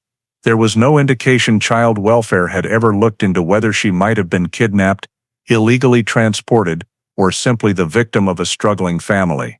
That comprehensive lack of inquiry made Emily question for the first time in her life, was her name really Emily Miller? Was she really born in Arizona, and was the story of being voluntarily surrendered actually true, or just the easiest explanation adults back then could accept. The doubt grew stronger when Emily realized she didn't resemble anyone in the Miller family, either physically or in small biological traits. Although family love had never made her feel different, the thought that she might come from a completely foreign place suddenly became sharper than ever. Emily closed the file but couldn't leave the table. For the first time she felt a question she had never dared face in 4 decades, rising clearly. Who was I before I became Emily Miller? There was no answer in those thin pages, but the inconsistencies were enough to convince her it was time to search for the truth about her real identity, no matter what darkness that might mean confronting. After reviewing all her adoption paperwork and discovering numerous inconsistencies in the original records, Emily decided to start looking for answers at the only remaining place with written records.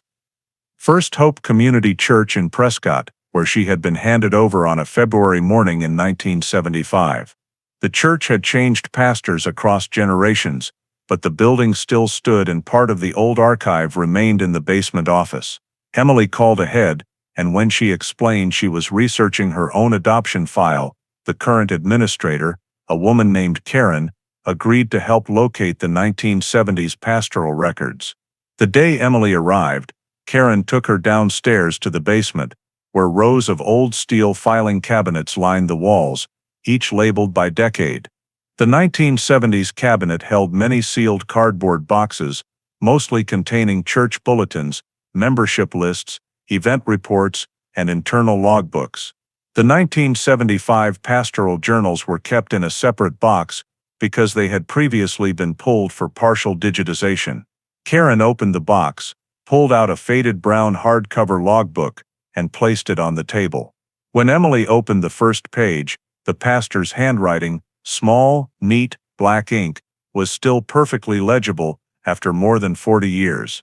She flipped to February and stopped at the entry she immediately recognized as the original of the note, partially copied into her adoption file.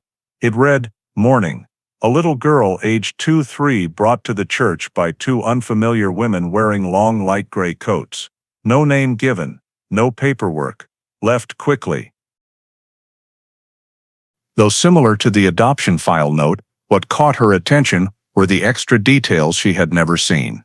Both women avoided conversation, dark hair, one had a birthmark near the right temple, southwestern accent, clothing similar to the style of nomadic groups previously seen near Flagstaff. Emily felt goosebumps when she read the last line. This was the first record she had ever seen directly linking the women to a sect or nomadic group, something she had only heard vague mentions of in the Prescott community. She turned to Karen and asked if the church had any other records about these 2 women. Karen searched further in the box and found a small internal receipt slip with a signature in the corner. D. George, staff on duty that morning. Seeing the name, Emily knew she had her next lead. Karen said she could check the old personnel list to identify who George was. After looking through the staff roster, Karen confirmed it was David George, a pastoral assistant at the time, now long retired. She gave Emily his last known address from the files, a house in Prescott Valley suburbs. Emily wrote it down, feeling both excited and anxious. This was the last living person who had seen the 2 women who brought her to the church. Before leaving the archive room, Emily kept scanning the logbook for any other notes about similar women. A few minutes later, while checking pages from the 2 months before and after her handover date, she stumbled on another small entry dated about 3 weeks earlier. Report from parishioner that 2 women in long gray coats, seen near the North Church property, asking directions to an unnamed shelter, did not stay long. The coincidence made Emily freeze because the description of long gray coats was almost identical to her own record. When Emily asked Karen whether the church had ever reported that incident to police, Karen said strangers stopping by the church weren't unusual back then, so the pastor never filed an official report. That made Emily realize the 1975 file contained information never included in the copies sent to the Miller family.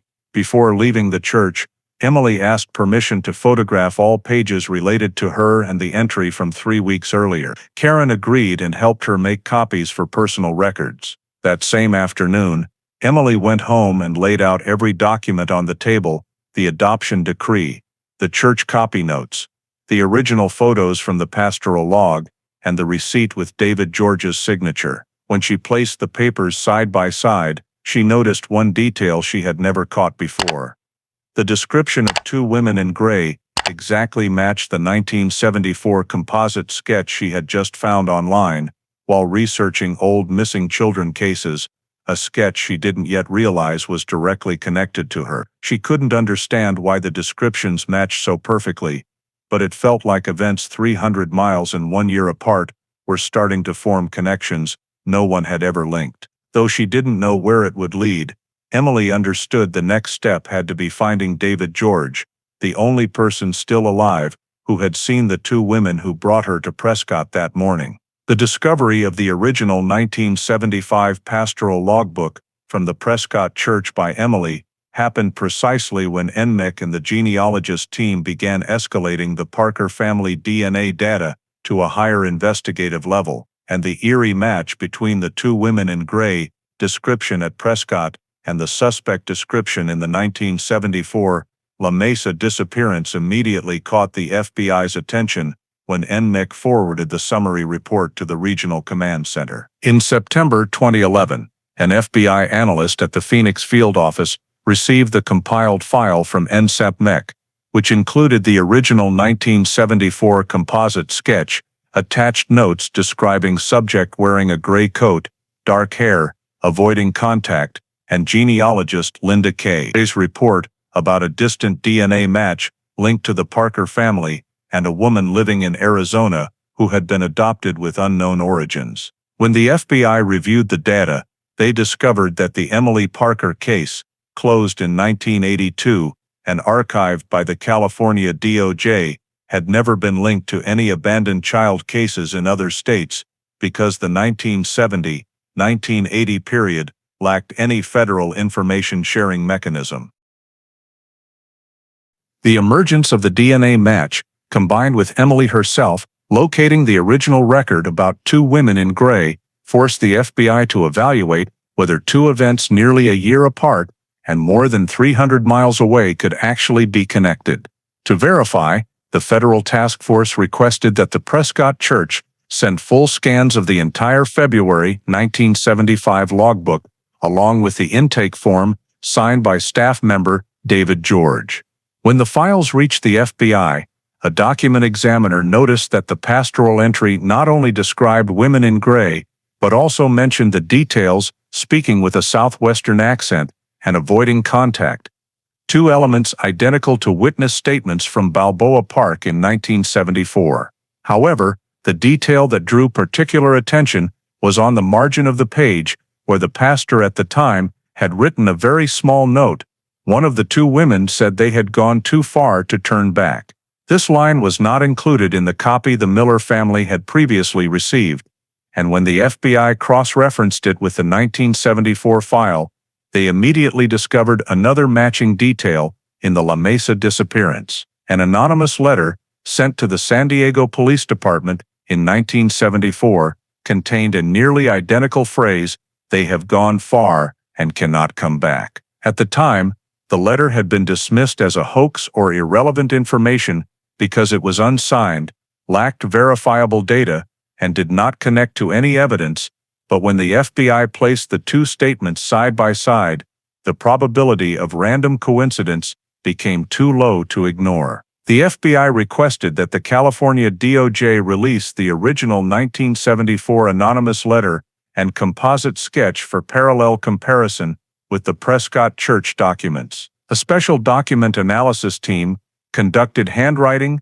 phrasing, and content match comparisons. Although they could not prove the letter and the pastoral note were written by the same person, the analysts confirmed that the phrase "gone too far to turn back" was rare and not common in everyday speech in the 1970s American West. This led them to assess that the likelihood both documents were related to the same group of individuals was relatively high. The FBI continued examining another detail. The description of a long gray coat was an almost exact repeat between the 1975 Prescott case and the 1974 California suspect description. Senior investigator Dixon noted in an internal report that the La Mesa witness described a long gray coat reaching past the knees, similar to the Prescott Church staff description. When the dark hair and hurried gait were added, the picture became more striking. These were no longer loose descriptions, but a repeated identification pattern across time and location. One additional factor that prompted the FBI to consider reopening the file was the appearance of a distant DNA match linked to the Parker family in NMEX's database. Although the match was only at the third-fourth cousin level and not sufficient for direct identification, combined with the new documentary details from Prescott, the FBI concluded that this was no longer an isolated missing person case, but showed signs of crossing two states, California and Arizona, in successive years. They therefore formally requested full access from the California DOJ to Cold Case CS-74EP. When the FBI opened the file, they reviewed all data from 1974 to 1982 and realized the investigation had not stopped due to lack of suspicion, but due to lack of technology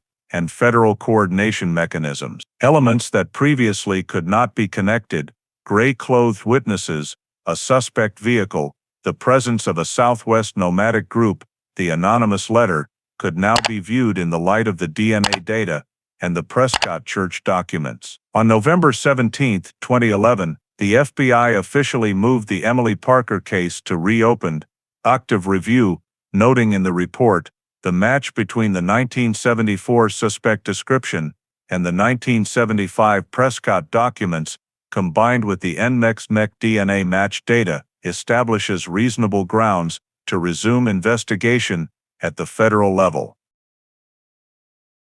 For the first time in nearly 4 decades, the Balboa Park disappearance was no longer dormant in the cold case archives. A slender thread, one faint note in a pastoral log, one 1974 witness statement, one distant DNA match was enough for the FBI to conclude.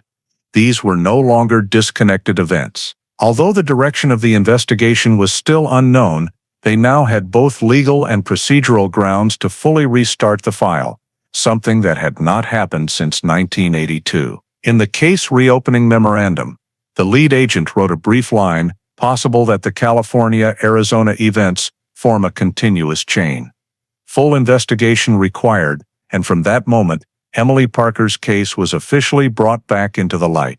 After the FBI reopened cold case CA-74EP, based on the match between the 1974 suspect description and the 1975 Prescott Church records, the unavoidable next step was to biologically verify Emily Miller's identity through direct DNA testing. This was the first time since she was brought to the church as a 2-year-old that a federal agency officially questioned her true origins. In late 2011, 2 FBI agents from the Phoenix office contacted Emily and requested an in-person meeting to explain the situation. They provided few details about the case, only saying that a historical missing person file in California might be related to her adoption. Though confused, Emily agreed to cooperate because questions about her identity had haunted her ever since she reviewed the church documents. During the meeting, the FBI explained that the DNA sampling process was entirely voluntary and stressed that the results would be used solely for comparison in the reopened case. Emily was given a collection kit containing oral swabs, a vial, and a data use consent form. She signed, swabbed the inside of her cheek twice, and handed the sample back to the agents. As the sealed envelope was placed in a storage box, Emily felt as if a door she had never known existed was opening right in front of her. The DNA sample was shipped the same day to the FBI laboratory in Quantico for standard STR kinship analysis. The lab received 2 data sources, Emily's fresh sample and the previously archived Parker family DNA held by N. Sembach, including samples from Elaine Parker and 2 direct relatives. The analysis process had 3 stages: extraction, amplification, and comparison. Each stage was performed independently by 2 technicians to ensure no bias because a cold case spanning nearly 4 decades demanded absolute accuracy. The first stage went smoothly. Emily's sample was high quality with no contamination, allowing a complete genetic profile. After 4 days, the lab completed amplification and moved to the critical phase, comparing 21 genetic loci between Emily and the Parker family. Preliminary results began appearing in the first analysis session. Emily shared a high degree of concordance at genetic markers with Elaine Parker, a level that only occurs between a mother and child or other first-degree relatives. As the remaining markers were analyzed, the genetic pattern continued to match at a level far too high to be explained by distant kinship. By the 7th day, the technicians completed the full comparative table.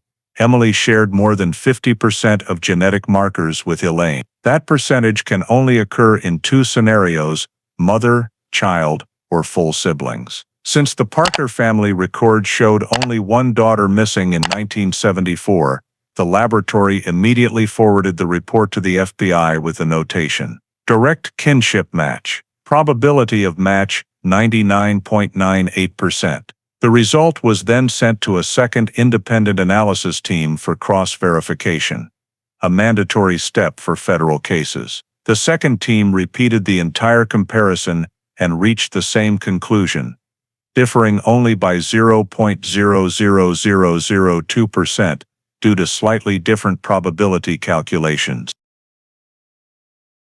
When the 2 reports were combined, the laboratory sent the official result to FBI Phoenix and NMEC under the heading, "Identity Confirmed, Emily Miller is Emily Parker." The 8-page report summarized the entire testing process, and the conclusion section stated clearly, "Genetic concordance at the first-degree relative level excludes all other possibilities. Identity established with 99.98% probability." The FBI then arranged a direct phone call with Sarah Parker and Elaine Parker. Sarah was the first to receive the news, and when the agent read the words, "We have found Emily," she was speechless for nearly a minute. Elaine, now in her 70s, simply burst into tears before the FBI could explain further. For the Parker family, it was the moment they had waited nearly half a century for. For the FBI, it was the decisive piece confirming that the California, Arizona events were indeed a continuous chain. On Emily's side, the FBI scheduled a private meeting to deliver the results. When the agent placed the DNA report on the table, Emily stared at the figure, 99.98%, and then fell into prolonged silence. She had suspected, had felt something irregular in her adoption records, but she had never imagined she was one of the missing children a family and an entire state had desperately searched for. The agent spoke slowly, explaining that the DNA result not only confirmed her identity, but was also the first evidence directly linking the Emily from Prescott to Emily Parker of La Mesa, the 2-year-old who vanished in an instant from a Balboa Park playground in 1974. Emily did not cry. She simply stared at the 2 sheets of paper in front of her, as if her entire life had just changed shape. In the internal report, the FBI noted, "Emily Miller's DNA directly matches the Parker family. Identity fully established. Case advances to next investigative phase."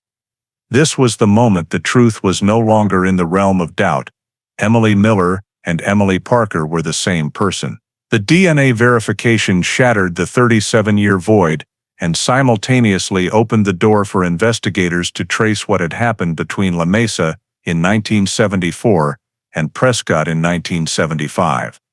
A door no one had been able to open for decades. After the DNA test results confirmed Emily Miller was Emily Parker, with 99.98% certainty, FBI Phoenix, in coordination with NCMEC and the California DOJ, began preparing the official notification process for the Parker family, the most important yet most sensitive step in a cold case frozen for nearly 40 years. In decades-long missing person cases, delivering the news is not simply about confirming identity.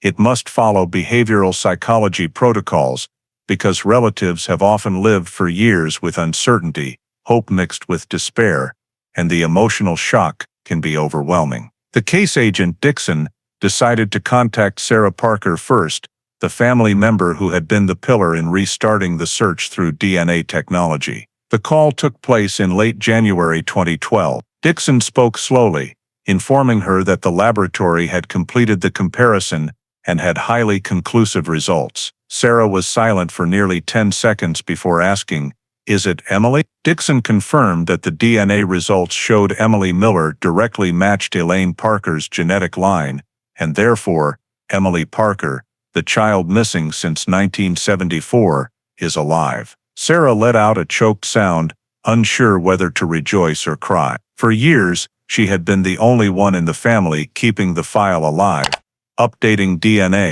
contacting NCMEC, maintaining the GEDM match entry. But she had never imagined she would one day hear those words. After Sarah regained composure, Dixon explained the next steps. The family would meet with agents to review the official report, perform final cross-verification, and prepare to inform Elaine in a psychologically safe manner. Sarah wanted to tell her mother immediately, but Dixon suggested an in-person meeting was needed to ensure Elaine received the news with proper support. An appointment was scheduled 2 days later at the La Mesa Police Department. On the day of the meeting, Sarah arrived with her mother and a cousin.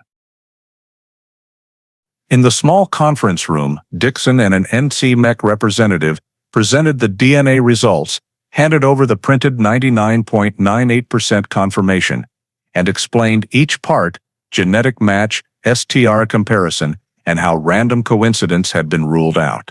Elaine sat silently at first, hands clasped tightly.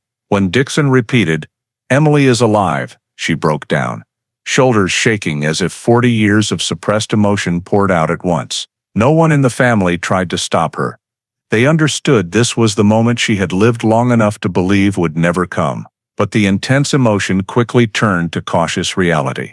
When Dixon handed Elaine the DNA report a second time for her to see herself, she whispered, "Are you sure?" "Absolutely sure." Dixon explained that the test had been cross-verified by 2 independent teams, and that the genetic match exceeded the federal standard for kinship confirmation in missing person cases. NCMEC also verified photographic records, timelines, and demographic data, showing no contradictions with Emily Miller being Emily Parker. Part of the notification protocol required the FBI to provide a cross-verification package, including photos of Emily Miller over the years, age progression comparisons, and the Prescott Church documents. When these materials were placed before the Parker family, they saw images of Emily as an adult for the first time. Sarah burst into tears when she looked at the eyes in the photo, saying she recognized the same look Aunt Elaine had when she was young. Elaine placed a trembling hand on the picture, unable to speak. At that point, the FBI had to complete the final step in the confirmation process, asking a family member to sign the form acknowledging receipt of DNA information regarding the missing relative. Sarah signed on Elaine's behalf because Dixon saw that Elaine was still too emotional. After the paperwork was complete, Dixon explained that the final and purely procedural verification was to ensure no visual identification factors contradicted the DNA results. Sarah explained that the family no longer had any physical evidence from when Emily was little, except a few old photos and one child's dress. Elaine still kept in a special box. Dixon reviewed the photos but stated that physical resemblance was not decisive because so much time had passed. The DNA was conclusive. After the meeting, the FBI immediately updated the federal file, victim status alive, verified by DNA comparison. For the first time since 1974, Emily's status in the federal database was changed. As Dixon stood to end the meeting, Elaine gently took his hand and said softly, "Thank you for not giving up." Dixon did not reply immediately. He knew it was the Parker family, especially Sarah, who had never given up. After leaving the office, Sarah supported her mother to the parking lot. Elaine leaned on her daughter's shoulder and whispered over and over, "She's alive. She's really alive." That night, the Parker family received the final confirmation call from the FBI. All analyses have been cross-checked. Official conclusion: Emily Parker has been located alive. This was the legal end of the notification process, but for the Parker family it was the beginning of an entirely new chapter, one whose future was unknown, but the most important truth had been affirmed. Emily was still in the world. After the FBI officially notified them that Emily Parker was alive and her identity confirmed by DNA. The next step the Parker family and investigators had to coordinate was arranging the first recognition meeting. Because of the geographic distance between Prescott and San Diego, as well as the psychological sensitivity on both sides, the FBI recommended the initial meeting take place online under the supervision of a mental health professional before any in-person encounter was considered. Emily agreed, though she was still reeling from the reality that she had another family waiting for her. Elaine Parker, after many sleepless nights, also agreed, though she worried her own emotions might overwhelm Emily. Sarah Parker acted as coordinator between the two sides, working with the FBI to set the date and time. The call was scheduled for an afternoon in late February 2012, at the FBI Phoenix office, where Emily was invited with agent and counselor support, while the Parker family connected from the La Mesa Police Department. When the screen came on, no one spoke for the first few seconds. There was only breathing and the heavy silence of 37 years of waiting. Emily sat slightly bowed, hands clasped in deep bewilderment. Elaine Parker, on the other end, raised a hand to her mouth when she saw the woman on the screen. She did not recognize Emily by specific childhood features. Time had changed every trace of the toddler, but the eyes were unmistakable, still the same large, round, deep eyes that carried the same frightened look. Elaine remembered from when her daughter was afraid of thunder. "Emily," Elaine whispered, as if speaking any louder might shatter the fragile moment. Emily looked up at the camera, and her eyes began to well with tears. I think yes," she said softly, voice trembling. "I'm Emily." No one sobbed loudly, but both choked up. For the first few minutes, no one could manage a complete sentence. Sarah was the first to find her voice. "Emily, I'm Sarah, your cousin.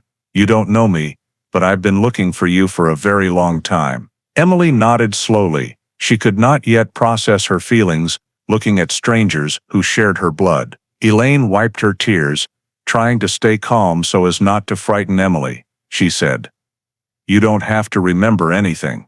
You only need to know you were never forgotten." Emily swallowed hard. All her life she had felt an emptiness she could not name. Learning she had not been abandoned, but had been searched for across 3 decades, made her throat tighten. The conversation continued slowly, with the lightest, safest questions. Sarah asked whether Emily liked living in Prescott, what her job was. Emily asked where the Parker family lived now, and who was still with them. Every question was limited by the FBI to avoid sensitive case details, but the exchanges were enough to begin building a first thread of connection. In a rare moment when no one else spoke, Emily asked, "When I disappeared, did Mom?" The sentence caught in her throat. Elaine looked straight into the camera, trying to keep her voice steady. "I never stopped looking for you. Even when I didn't know where to start." Emily lowered her head, hands covering her forehead. She took a deep breath, as if trying to push away faint memories that had troubled her since childhood. "I think I remember something," she said very quietly. Elaine started to ask more, but the counselor signaled to stop.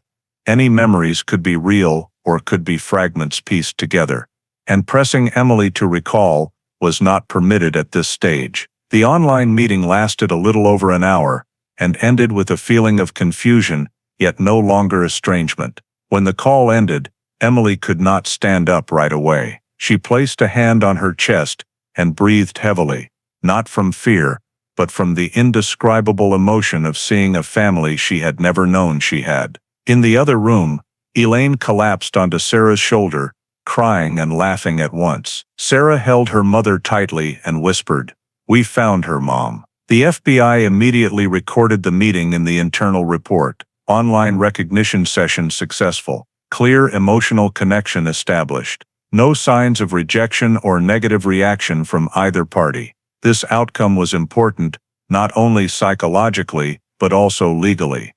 It confirmed both sides were ready to proceed to the next stage of formal reunion. At the end of the session, The lead agent asked Emily whether she wanted to continue with an in-person meeting or needed more time. Emily did not answer immediately.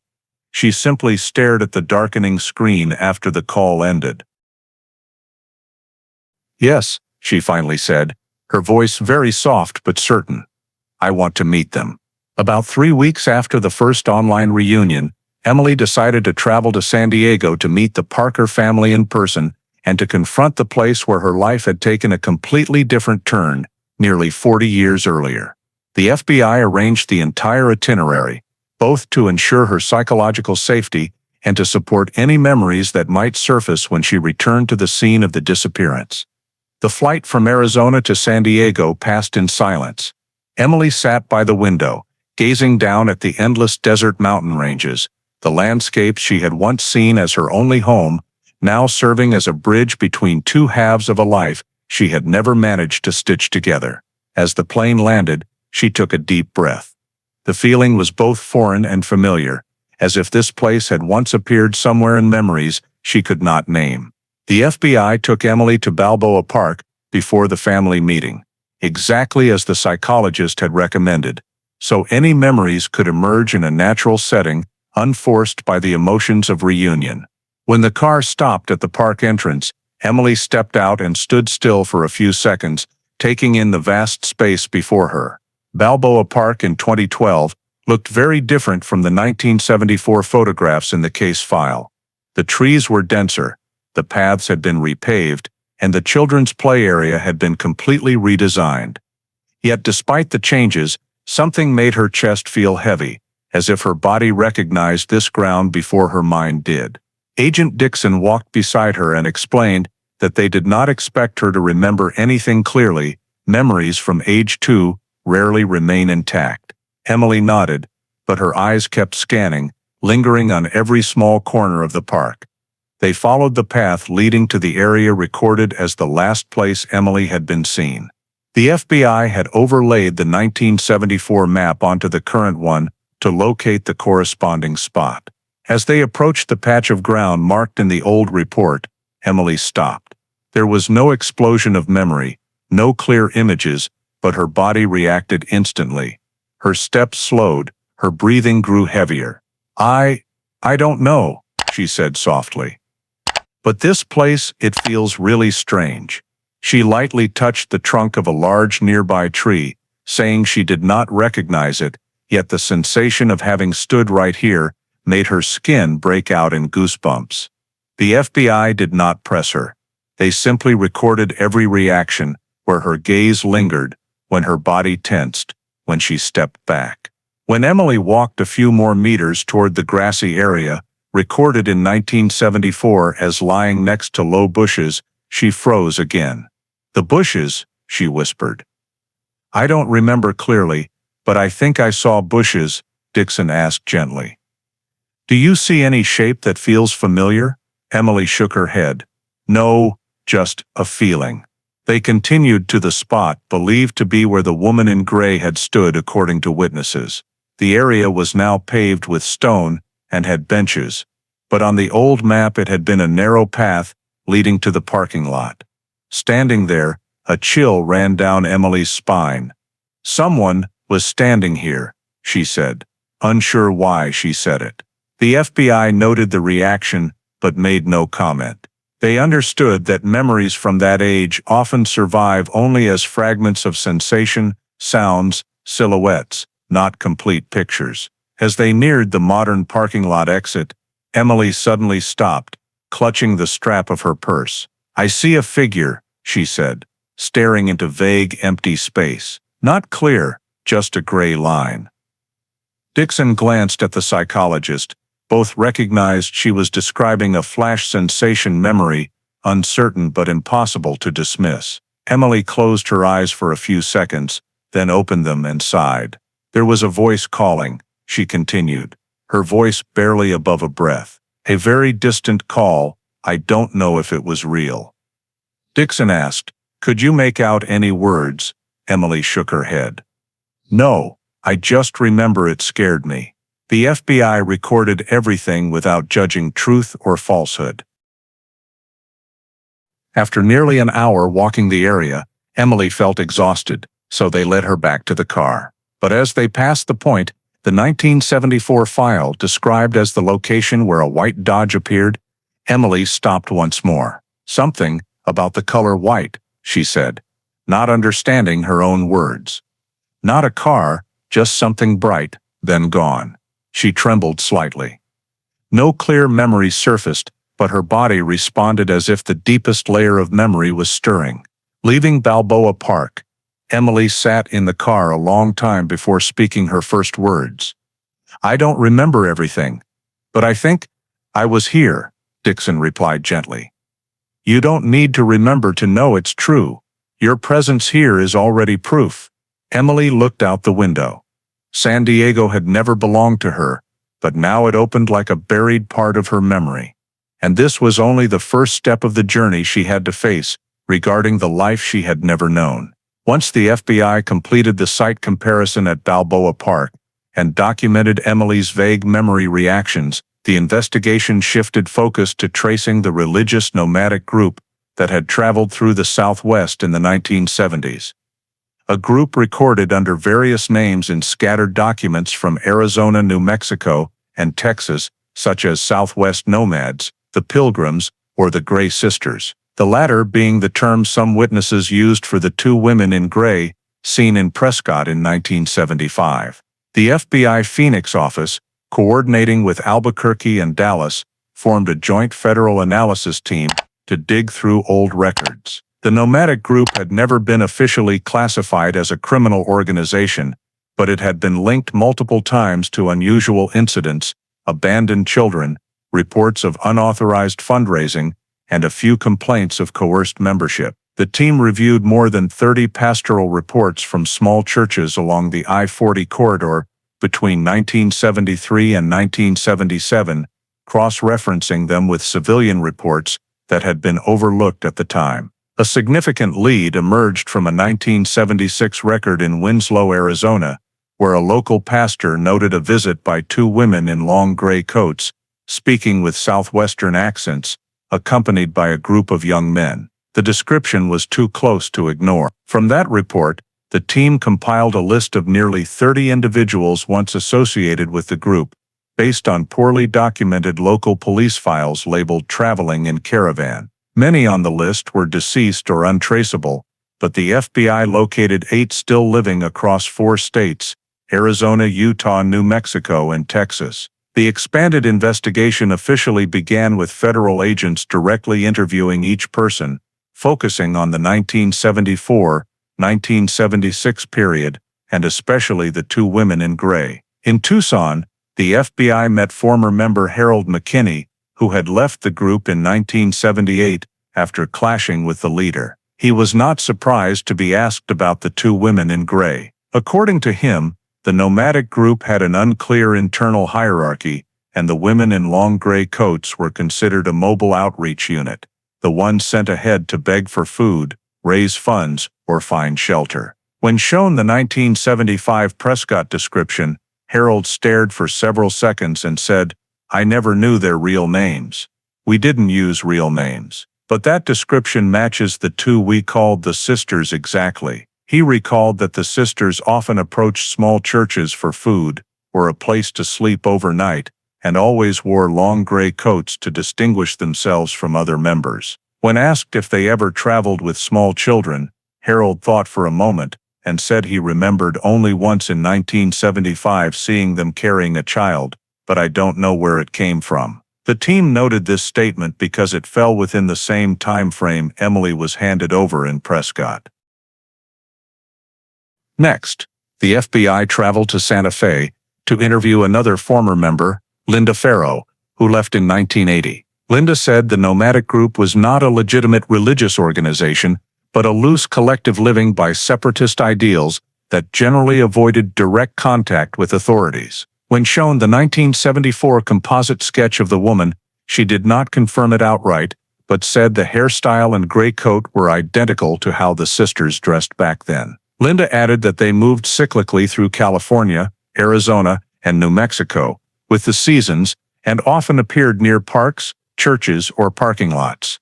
places where people were easy to approach. When asked whether the group ever took in or transferred children, Linda grew uncomfortable but answered that leadership sometimes accepted care of children from other poor nomadic families or from unclear circumstances. This response drew particular attention from the FBI. The most important information came when the FBI located a woman who had kept the group's travel log, an elderly resident of Farmington, New Mexico, named Mary Ann Keller. When agents showed Mary Ann the group's 1975 travel map, she immediately pointed to February and said, "We were near Prescott at exactly that time." If accurate, this perfectly matched the day Emily was brought to the church. Mary Ann also confirmed a key detail. The two women in gray usually went 1 or 2 days ahead of the group to scout routes or find places to stay. They often contacted churches. The team immediately recorded this as the strongest coincidence yet. When asked if the group had ever visited California in 1974, Mary Ann flipped through her notebook and found an entry, San Diego County, brief stop, left quickly. That was the exact period of Emily Parker's disappearance. After synthesizing the 3 statements and travel data, the FBI analysis team constructed a connection model. 2 women in gray appeared in San Diego in 1974 per witness descriptions. 1 year later, 2 women in gray appeared in Prescott to hand over a child. The Southwest nomadic group was documented traveling the exact route linking the 2 locations, and several surviving members confirmed the group sometimes traveled with children of unknown origin. Combining all factors, the FBI issued a preliminary assessment. The Southwest nomadic group was highly likely directly involved in moving Emily from California to Arizona. The final report from this investigative phase concluded, information from surviving members' pastoral records and witness descriptions forms a significant chain of coincidences. The 2 women in gray are highly likely the same pair recorded in both California in 1974 and Prescott in 1975. Investigation must expand toward identifying the true identities of these 2 individuals. From here, the case moved into the phase of tracing real people, yet it remained unknown where those 2 women had come from, where they disappeared to, and their precise role in the 1974 events. Although the expanded investigation into the Southwest nomadic group yielded substantial data, the FBI quickly realized large gaps remained that no witness or archived record could fill. Even though statements from Harold McKinney, Linda Farrow, and Mary Ann Keller all confirmed the existence of the 2 women in gray and travel patterns matching the California-Arizona route in 1974, 1975. The true identities of the 2 women remained completely outside the agency's reach. No legal records, identification documents, group papers or internal files recorded their names, ages or origins. Within the Southwest nomadic group, using real names was rare. Most members used religious names or nicknames instead. Some former members said the sisters, or the 2 women in gray, may have been high-ranking responsible for church and community contact, but no one ever knew where they came from, how old they were, or what families they belonged to. Because the group moved constantly, had no registered addresses, no medical history, and no social security records, tracing the 2 women became nearly impossible. This was the first and largest gap in the entire file. The women's identities remained completely undetermined. The second gap concerned the motive for removing Emily from Balboa Park and later transferring her to Prescott. The investigation had no evidence the Southwest nomadic group ever kidnapped children for ransom or trafficking. Some reports from New Mexico and Texas between 1973 and 1978 indicated the group occasionally accepted children from impoverished nomadic families, but no one reported forced abductions. Yet the similarity between the California suspect description and the person who handed Emily over in Prescott made pure coincidence impossible. The problem was that all statements were speculative or vague memories. No physical evidence pointed to the true motive. Did they take Emily believing her parents were connected to the group? Was Emily taken to be converted according to some religious ideology, or was she snatched in a moment of opportunity and then carried along because the group did not know how to return her without implicating themselves legally? No data was strong enough to confirm any hypothesis. This was the second gap. The kidnapping motive remained completely unclear. The third gap was the absence of any living suspects who could be directly questioned about the 1974 incident. Witnesses who saw the women in gray could only describe appearance and behavior. Surviving group members remembered them only in general roles. Those most likely to know the truth, the group leadership or the two women in gray themselves, had no records after 1980. Some old civil records from Arizona and New Mexico hinted the two women may have died in a 1979 traffic accident, but the files were too vague to confirm. There was no DNA evidence, no missing persons reports from relatives, no definitive death certificates. Investigator Dixon noted that all direct witnesses to the original incident have vanished, limiting the ability to reconstruct the truth procedurally. This was the third gap. No suspects or direct witnesses remained alive. The fourth gap, at the very core of the case, was that the incident could only be resolved regarding the victim, confirming Emily was alive and restoring her true identity, but could not fully establish what happened between the moment she disappeared and the moment she was handed over in Prescott. The FBI pieced together data from the Prescott church records, former member statements, and the nomadic group's travel routes, but the nearly one-year gap in two-year-old Emily's life had no documentation. No one knew where Emily had been during that interval, how long she traveled with the group, or what prompted them to leave her at the Prescott church instead of keeping her or abandoning her elsewhere. This data gap could not be filled by interviews or analysis because no direct witnesses remained alive, and Emily could not recall details from that age. In the FBI's consolidated report, the final section stated clearly, available facts only permit conclusions regarding the victim. The full chain of actions by the child's abductors or the criminal motive cannot be determined. This meant that the Emily Parker case, though able to verify identity and end a decades-long search, still contained parts that could never be fully deciphered. The investigation had reconstructed the main points: the disappearance location, method of movement, involved group, route from San Diego to Prescott, and victim identity. But three core questions: who the two women in gray were, why they took Emily, and why Emily was returned instead of abandoned, remained unanswered. The FBI concluded the case had reached the limit of reconstructible documentation and moved to partial closure status, a rare but appropriate outcome for cases resolved regarding the victim, but not the perpetrator. In the final report of this phase, Dixon wrote, "We found Emily, but some parts of 1974, 1975 will forever remain without answers."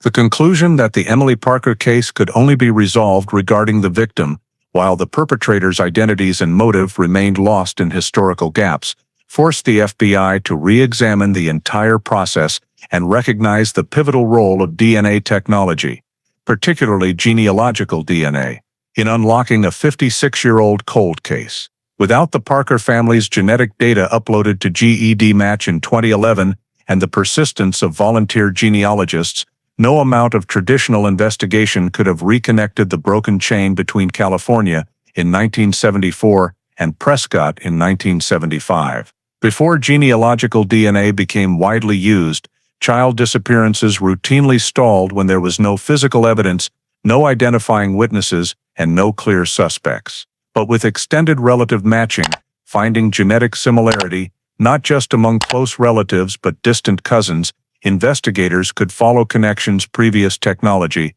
could not detect. In Emily's case, the first DNA match was only a weak 37 cm.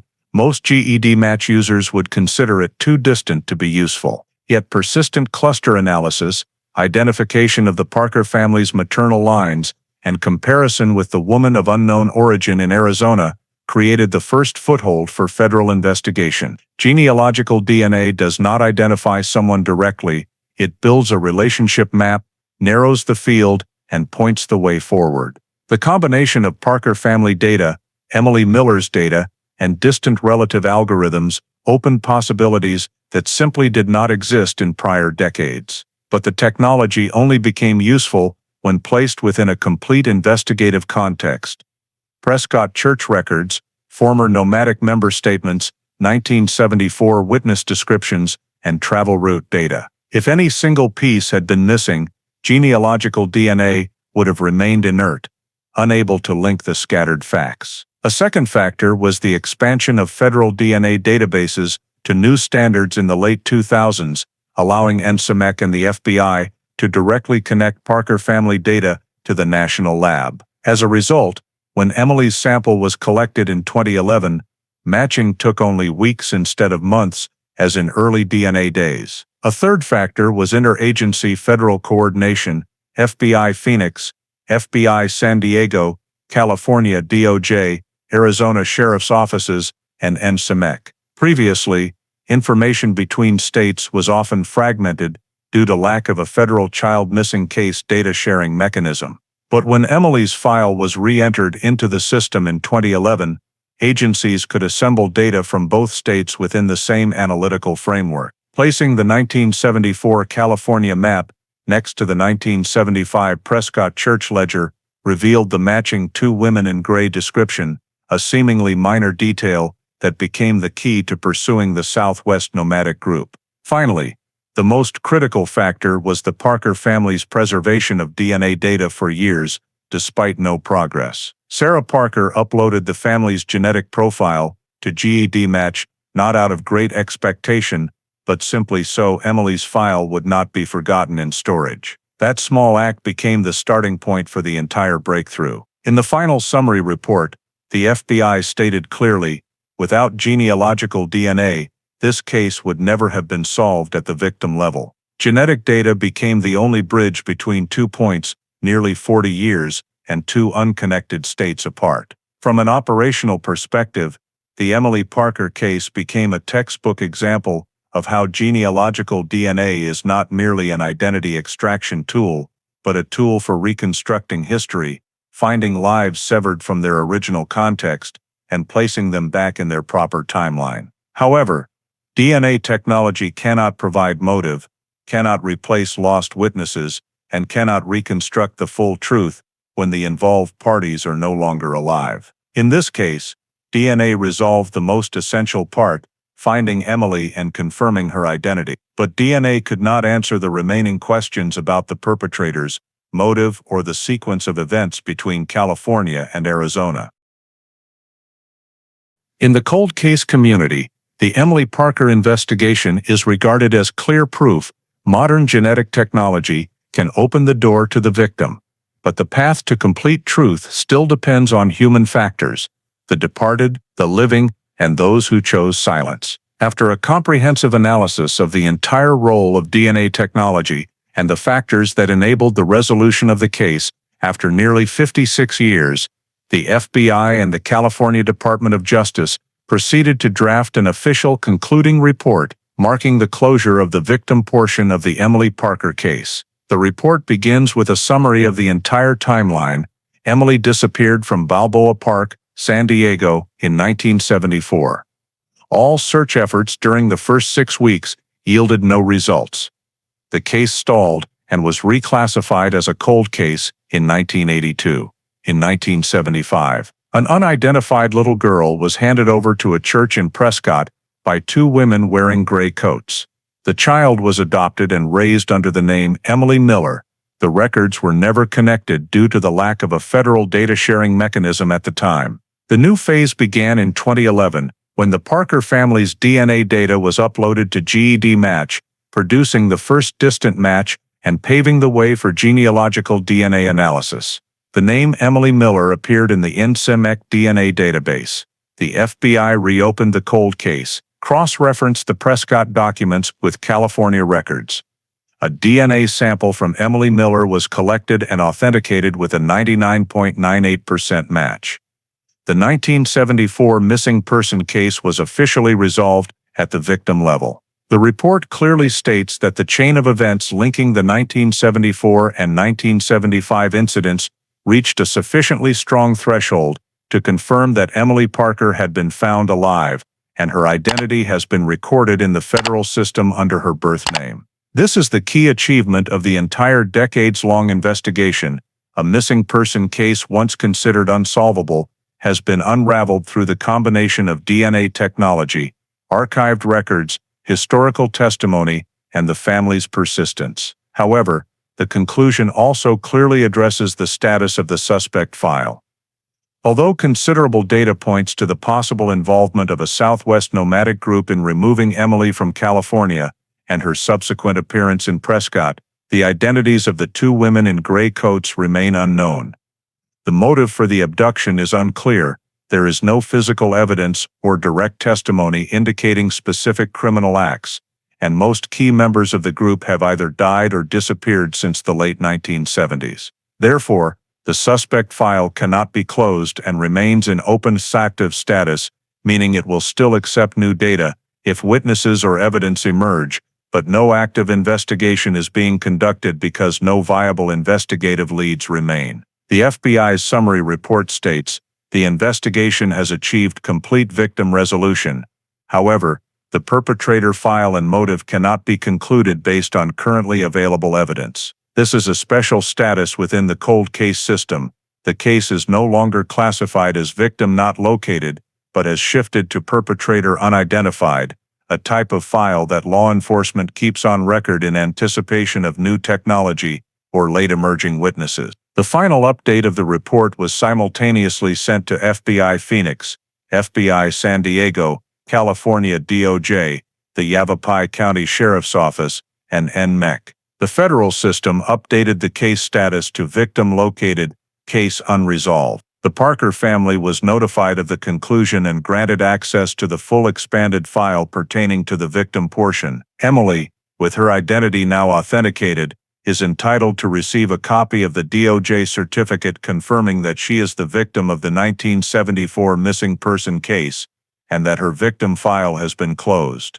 Although many questions remain unanswered, and some fragments of memory are forever severed, the collective conclusion of the investigating agencies acknowledges that the journey to find Emily Parker has reached the most complete resolution possible within the limits of time and documentation. The case is not fully closed, but the most important part, recovering Emily's severed life, has been accomplished.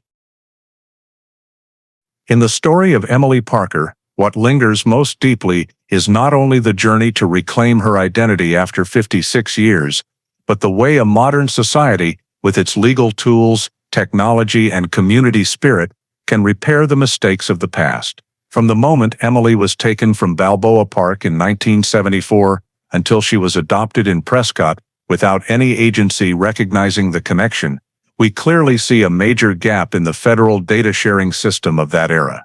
Yet it was the Parker family's persistence, especially Sarah Parker, who uploaded the family DNA to GED Match as early as 2011, combined with the emergence of genealogical DNA that completely changed the outcome. This sends us an important lesson in today's American society.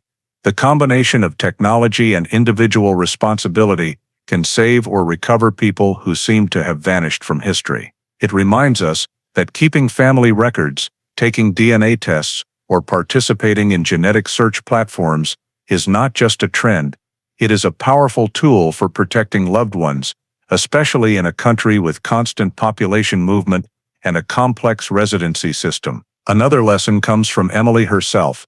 The moment she returned to Balboa Park and her body reacted more strongly than her memories shows that childhood trauma can lie dormant for decades, yet still leave traces. This reminds Americans today that mental health care, for both children and adults, is not a luxury, but an essential need. Finally, the story emphasizes that small communities, like the church in Prescott, play an extremely important role in child welfare, but shortcomings in procedure can create gaps that last generations. Therefore, everyone, from parents and church volunteers to social welfare agencies, has a responsibility to follow up, document, and clearly report when taking in children of unknown origin. Those seemingly small actions can make the difference between a life forgotten and a life reclaimed. Thank you for following this story all the way to the end.